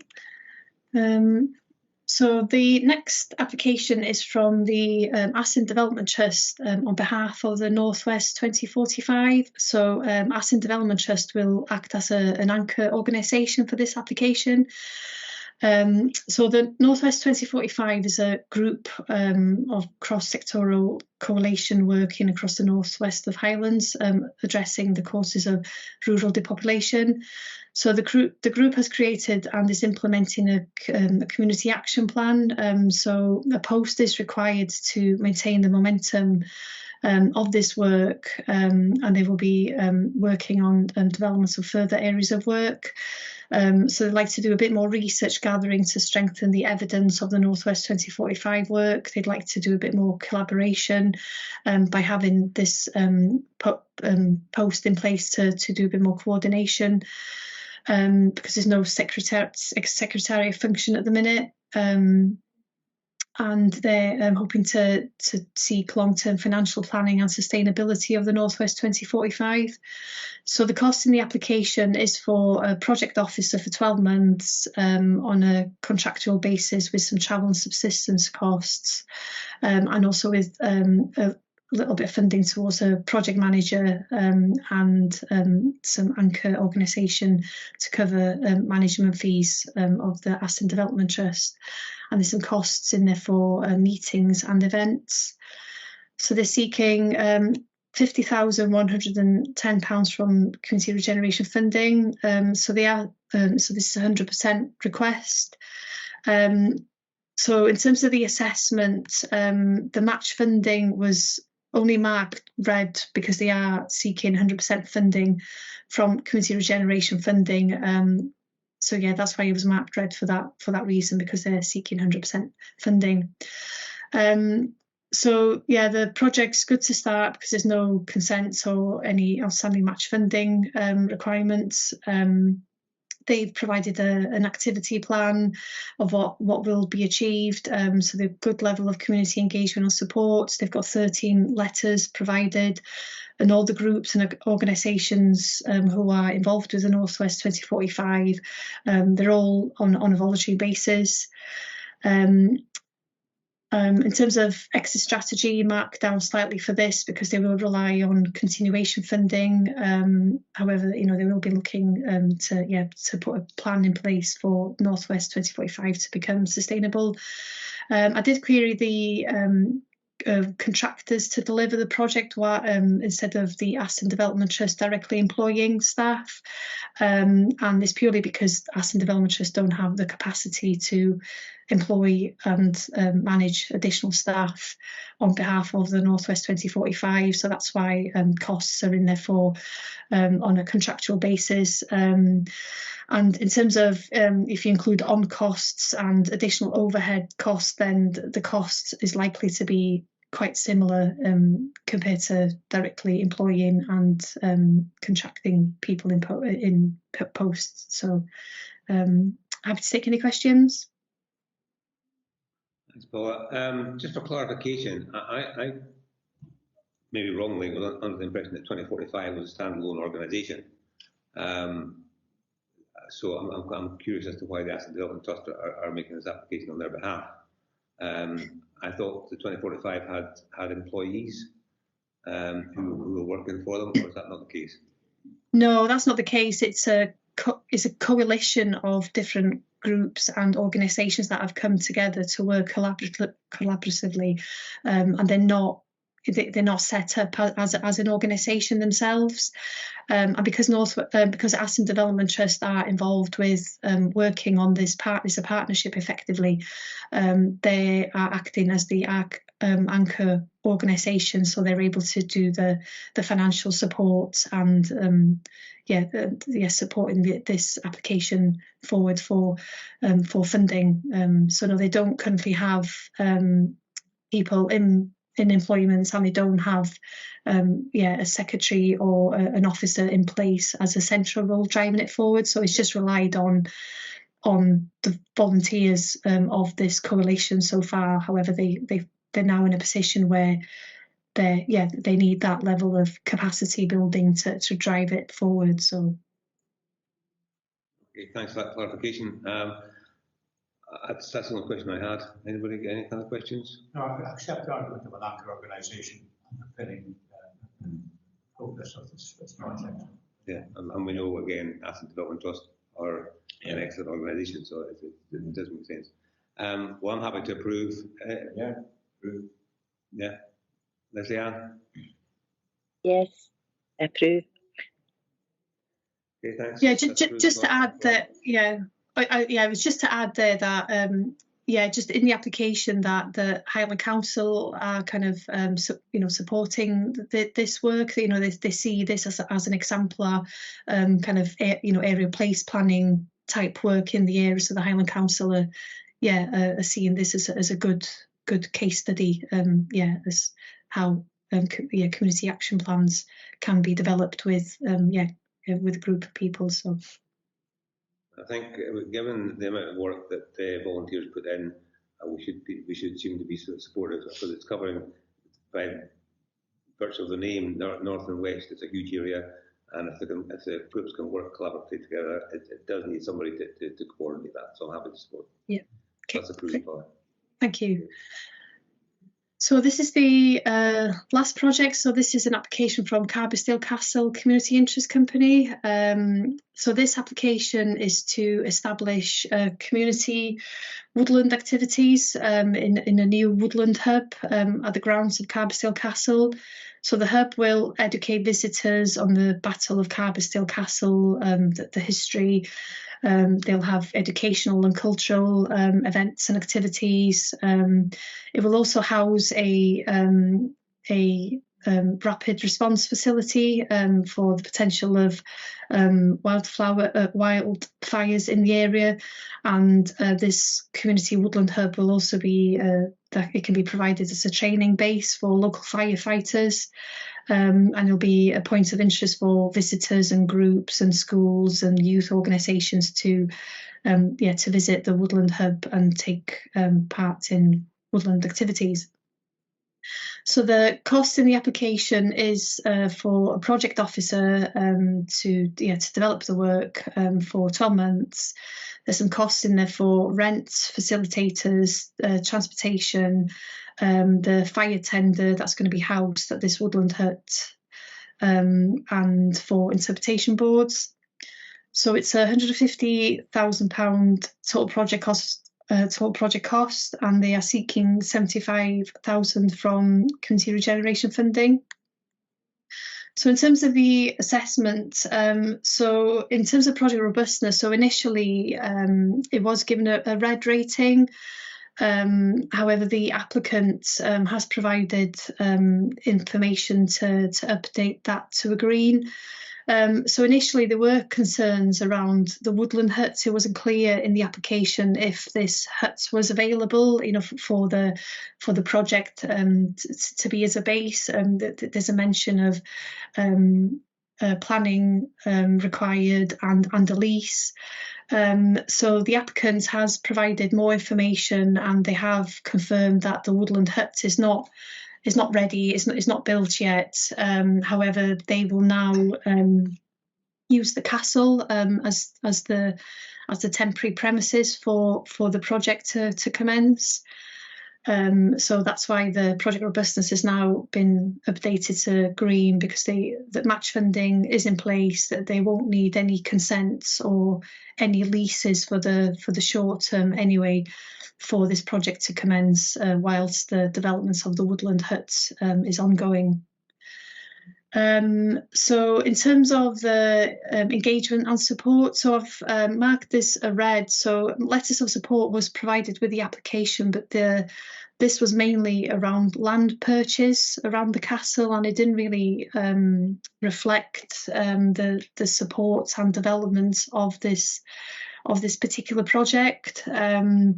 They have provided a business plan with the application, so good consideration how the project can benefit the local area in terms of economic opportunities and visitor opportunities. But there was no evidence of consultation with the application or identified in the application. So because the letters of support was predominantly focused on land purchase, and there was no evidence of engagement and consultation for this particular project, that's why this was given a particular red rating. And the meeting a need and demand, this was marked amber for that reason as well, because again there was just lack of evidence of consultation for the woodland activities. They do mention that. So the woodland hut will be available for youth groups and school groups, but yeah, that local support just wasn't evidence in the application. So in terms of the, so they're going to purchase this fire tender. So one of the queries raised at the EOI stage was to get a letter of support from the local fire service and a bit more information how this rapid response unit is going to work in partnership with the local fire service. And that information wasn't clarified in the application, and yeah, how the two are going to work in partnership in the case of emergencies and the availability of the fire tender, for example. Because the fire tender is part of the match funding of this application. So so in terms of value for money, that was marked red as well, because there were some queries around some of the costs and how they were developed. So in terms of rental fees, so this was based on a woodland hut that wasn't built at this present time, and we just needed clarification how this came about, the rental fees in the application, just to ensure that the costs are reasonable. And now, because the woodland hut, because the project is going to take place at the castle itself, it's just whether those costs are still the same, still apply in terms of rental fees for the castle. So that there are some outstanding queries there, mainly on the rental fees, because this is costed at 24,000 per annum. And we just need to make sure that these are reasonable and in proportion to the project. So in terms of meeting local priorities, this project does have clear potential to improve economic opportunities, employment opportunities, visitor management in the area. So the Community Interest Company, it was only established in October, so it is a newly established group.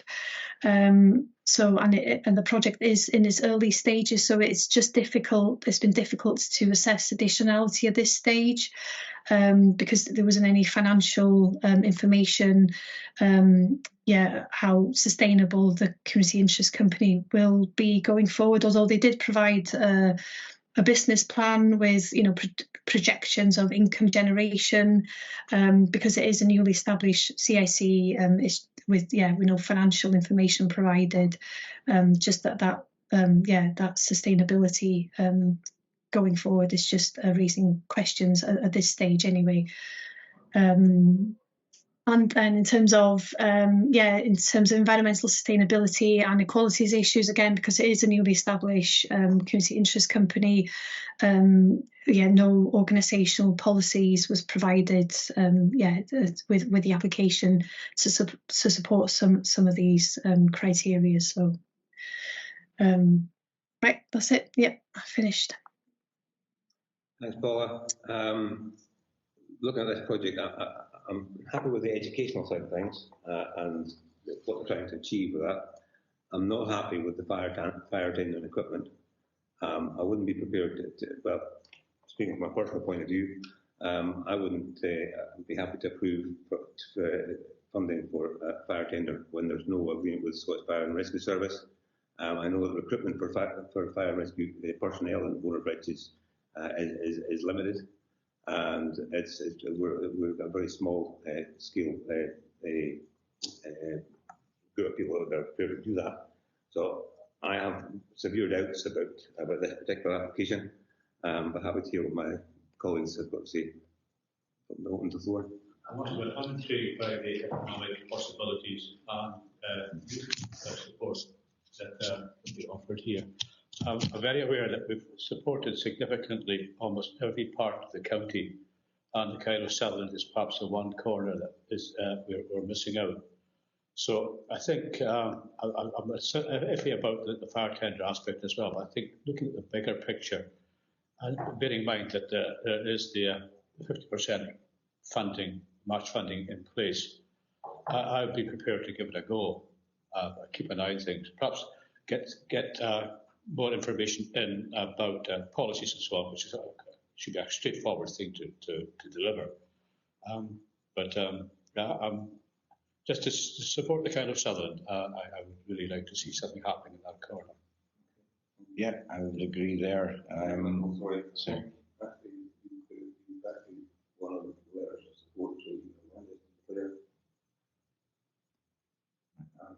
advise on that, please?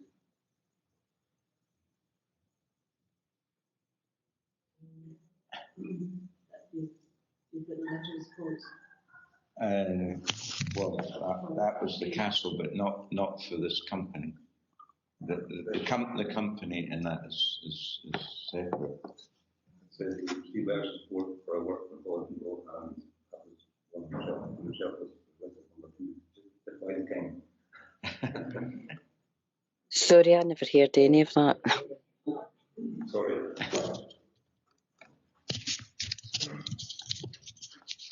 Sorry, Lizzie, we're just getting some clarification from the clerk on declaration of interest, this, because Michael has written a letter to support the work of the castle. So I'm just getting clarification from the clerk as to whether Michael has declared an interest or not. Oh, okay. The castle more than this company is separate to the castle.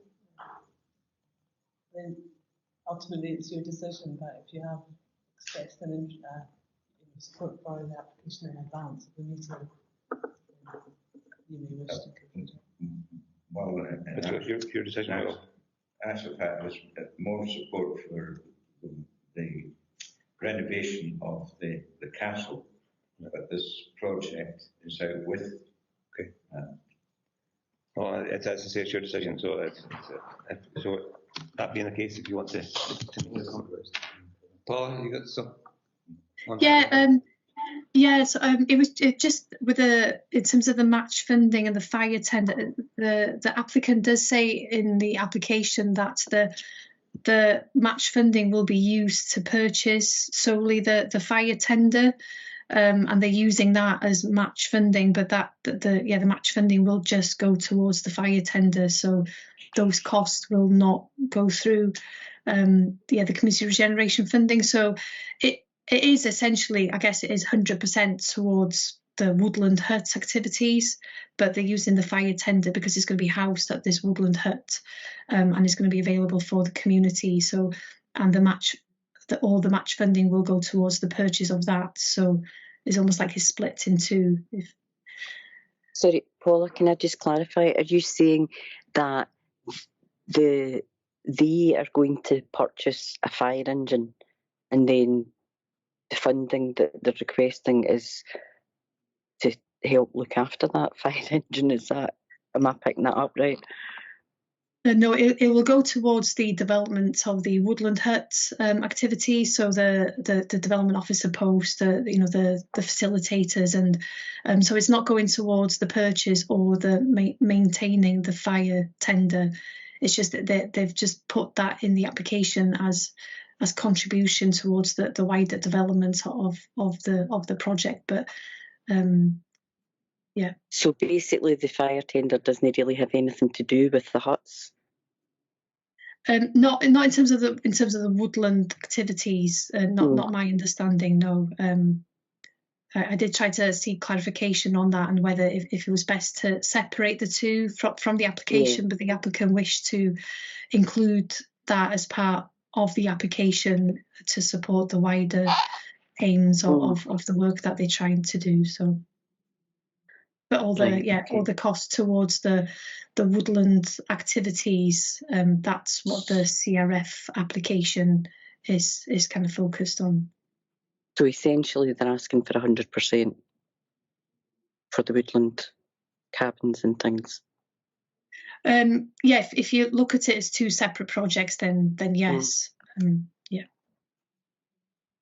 Okay, thanks. Okay, members, I'm a little bit uncomfortable.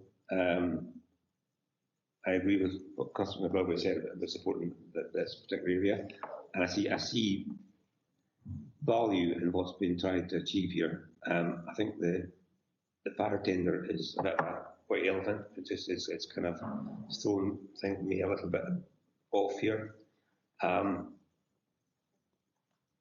So we don't really have match funding. We're looking for 100% funding for the project, as stated, and if we take out the fire tender and the equipment.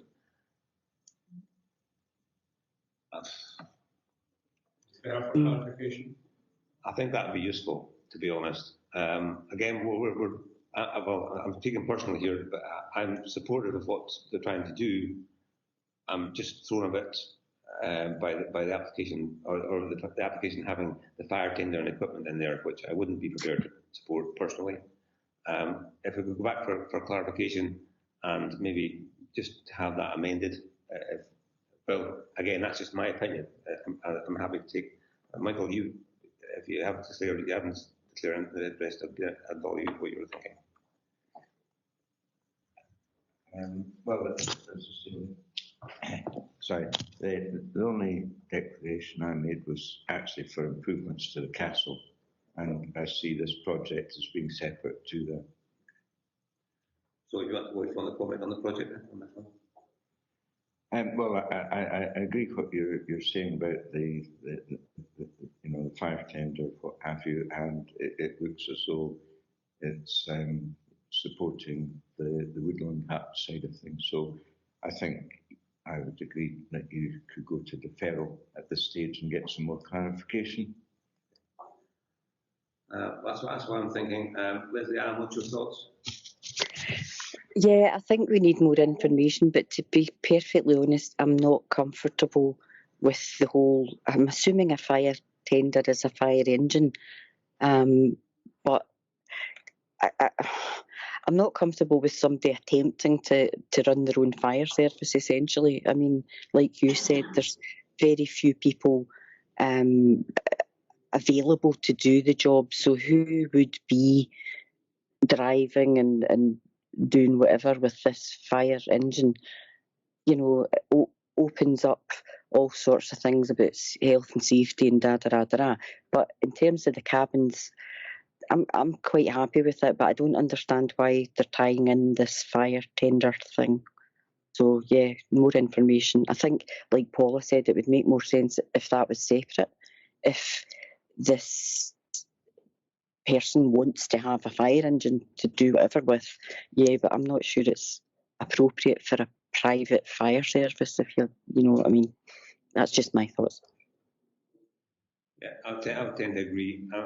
Paul, can we go for a deferral on that basis to see if they're going to continue to insist on the fire tender being part of the application, and then we can make a further decision on it. Because I see, a personal level, I don't feel comfortable with that aspect of it at all, and I don't want to be seen to be funding a private fire service. So if we can get some clarification, that would be really useful. So a deferral for the May committee would be useful. Okay, yes. Can I clarify, is a fire tender what you call a fire engine? Is that, yeah? Yeah, they refer in the application as fire tender. Okay. Yeah. Never heard that expression before, but I'm assuming it's a fire truck. So, yeah. Councillor Beard has confirmed it is the fully blown fire engine. It has no additional equipment like ladders and the other things that would be carried. Right, Michael, what's Sorry, I was just going to ask Michael, why does she want a fire engine?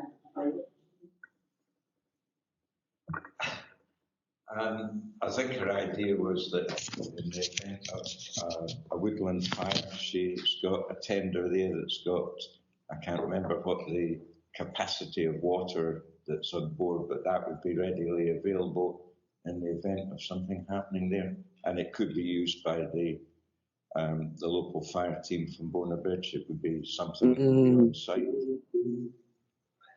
Yeah, no, I'm not comfortable with that, but anyway, yeah. that creates an awful lot of extra questions that I think we're not in a position to answer. So yes, we go for deferral. We're not against the educational side of things, Paula.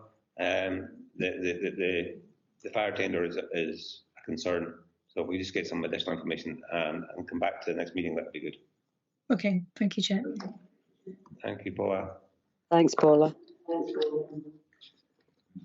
Okay, so in terms of approvals then, so today I'm just doing a quick calculation. So in terms of, with 16 applications put forward today, so 14 approved with 2 deferred to the May meeting. So the total the total amount approved today will be £528,452.11, with 187,029 carry forward towards future projects. Okay, that's great. Thank you for that.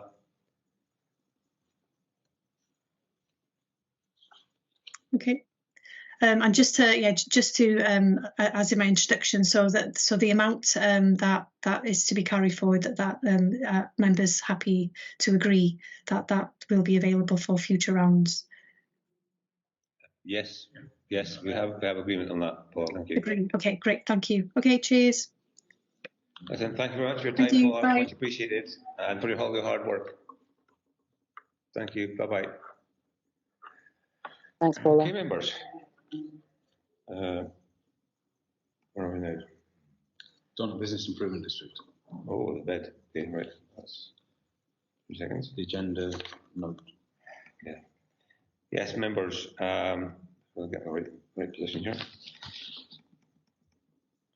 We have following successful ballot in favour of the creation of a business improvement district in Dornoch. A new Dornoch bed company is being established with a board comprising representatives from Dornoch businesses. There's also a place on the board for a Highland Council representative. So we are being asked to appoint 1 member from East Sutherland and Editor Ward as detailed. I'm looking at Mr. McGilvery, and I'm happy to nominate him as our representative if he's willing to accept that nomination. I think so I don't see how I can possibly refuse. I think it's something that's just come my way, and I must be part and parcel of it as it goes forward. Well, it makes for an interesting time as the bid goes forward. Well, that's my proposal. Do I have a seconder? Seconded. That's duly carried, so thank you. Councillor McGilvery is appointed as a council member to the Dornoch Business Improvement District. Thank you very much for that. Sorry. We should maybe discuss that beforehand. Okay, members, item number 8 on the agenda is the Dornoch Common Good Annual Report, and Phil is going to give it a little bit for us, or give us an update, please. Yep. Okay. Thank you, members. Thank you, Chair. So the report presents the Dornoch Common Good Annual Report for 2022-23, the Q3 monitoring report for the current year, so it's year to date, the year to end of December, and the budget for next year, 24-25. Members are asked to note that these are draft accounts to be approved by Audit Committee on the 24th of January, tomorrow. The annual report, members refer to appendices 1 and 2, and you'll notice a surplus of £31,679 for the year. With reference to the Q3 monitoring report, members are referred to Appendix 3. You'll note a projected deficit of £70,052. This is an improvement on budget following additional rent and investment, and the deficit is largely caused by 2 significant projects which committee approved, those being Project Curlew, which is the Mugger in Dornoch, £50,000, and the History Links extension, £50,000, of which 7 have been carried forward. The budget, key points to note are that with the commencement of the building of the Royal Dornoch Golf Club clubhouse, rents will increase. Those will be received in 24-25. Community grants will remain at 25,000 as in previous years. There are repairs required to Dornoch Beach car parks, in particular the top car park, which is tarred and needs patched. And the budget is allocated at 25,000, which should also be enough to cover any incidental repairs to the lower 2 car parks, but they were repaired last year, as you'll recall. Dornoch Burn is a project that I briefed members on at area business meetings. Following the River Restoration Centre report, we're applying for funding for detailed design work, and that would be a contribution from the Common Good to cover £10,000 that's proposed, and the budget will deliver a surplus of £32,057 for the year. There are a couple of common good issues that I would just like to update you on. One is the burn, I just mentioned it. In addition, we have tried to set up a local partnership with the community and affected companies. We also have Councillor McGilvery attending that, and the first meeting that was held just a couple of weeks ago. In terms of reserves, there is still further work required to establish the favoured strategy for managing the reserves, especially given the increased income from the golf club, and we will include a consultation with Dornoch Area Community Council as that work is developed. Thank you very much. Thanks for that, Phil. Members, any questions on that? If I could just comment, Chair, and say it's an excellent report. The Common Good Fund is in good health.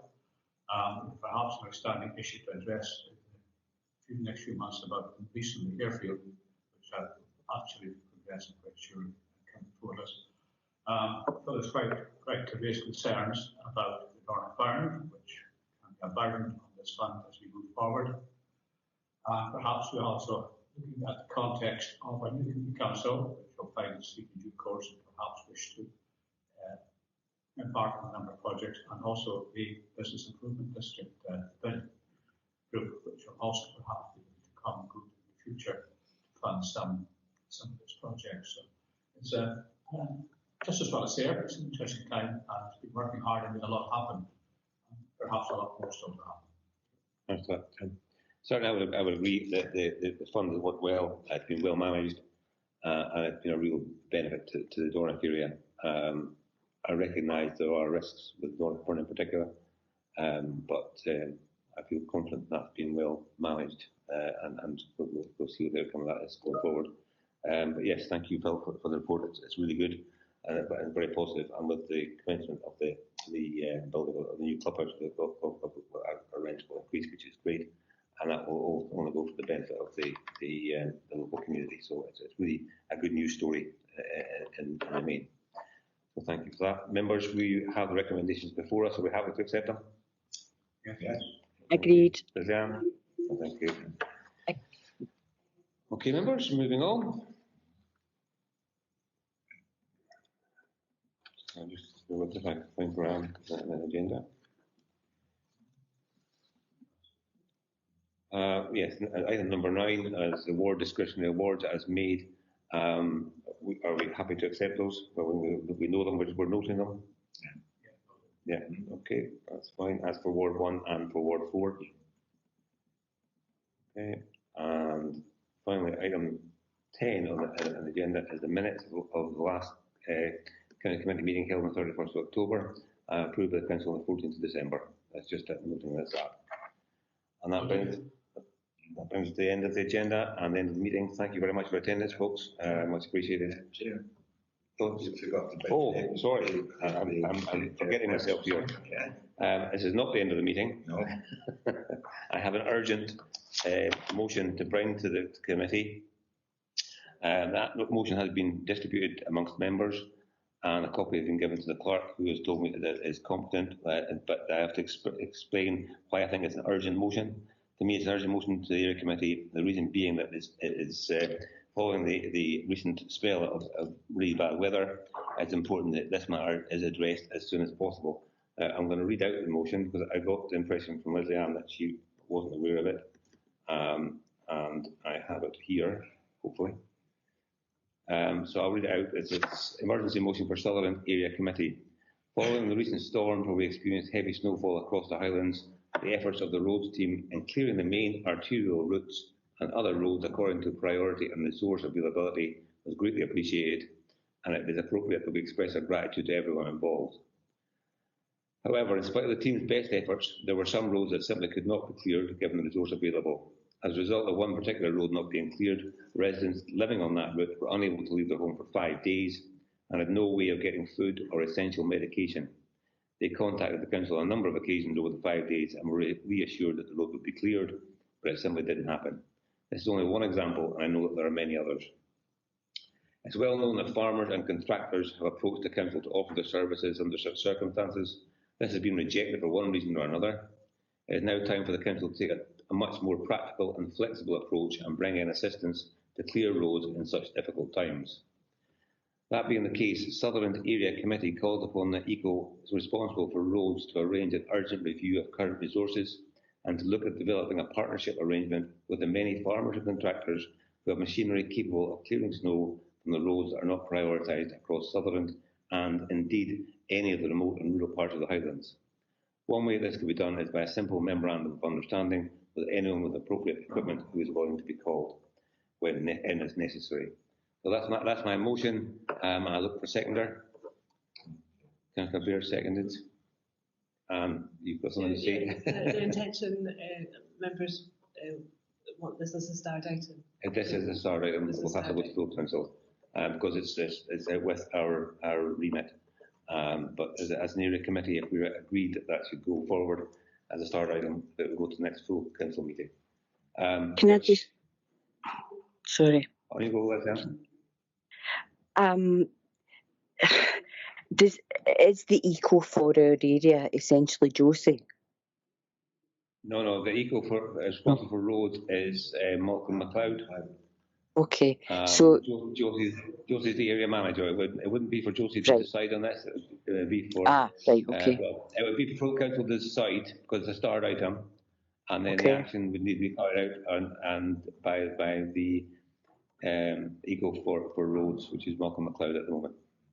Okay, can I just say, having spoken to Liz Craft about, she was going on about how the guys in her area were out clearing the roads and stuff in Rossshire, and I said that we didn't have that arrangement here, but apparently they have. So if it's okay for them to do it, why wouldn't it be okay for us to do it?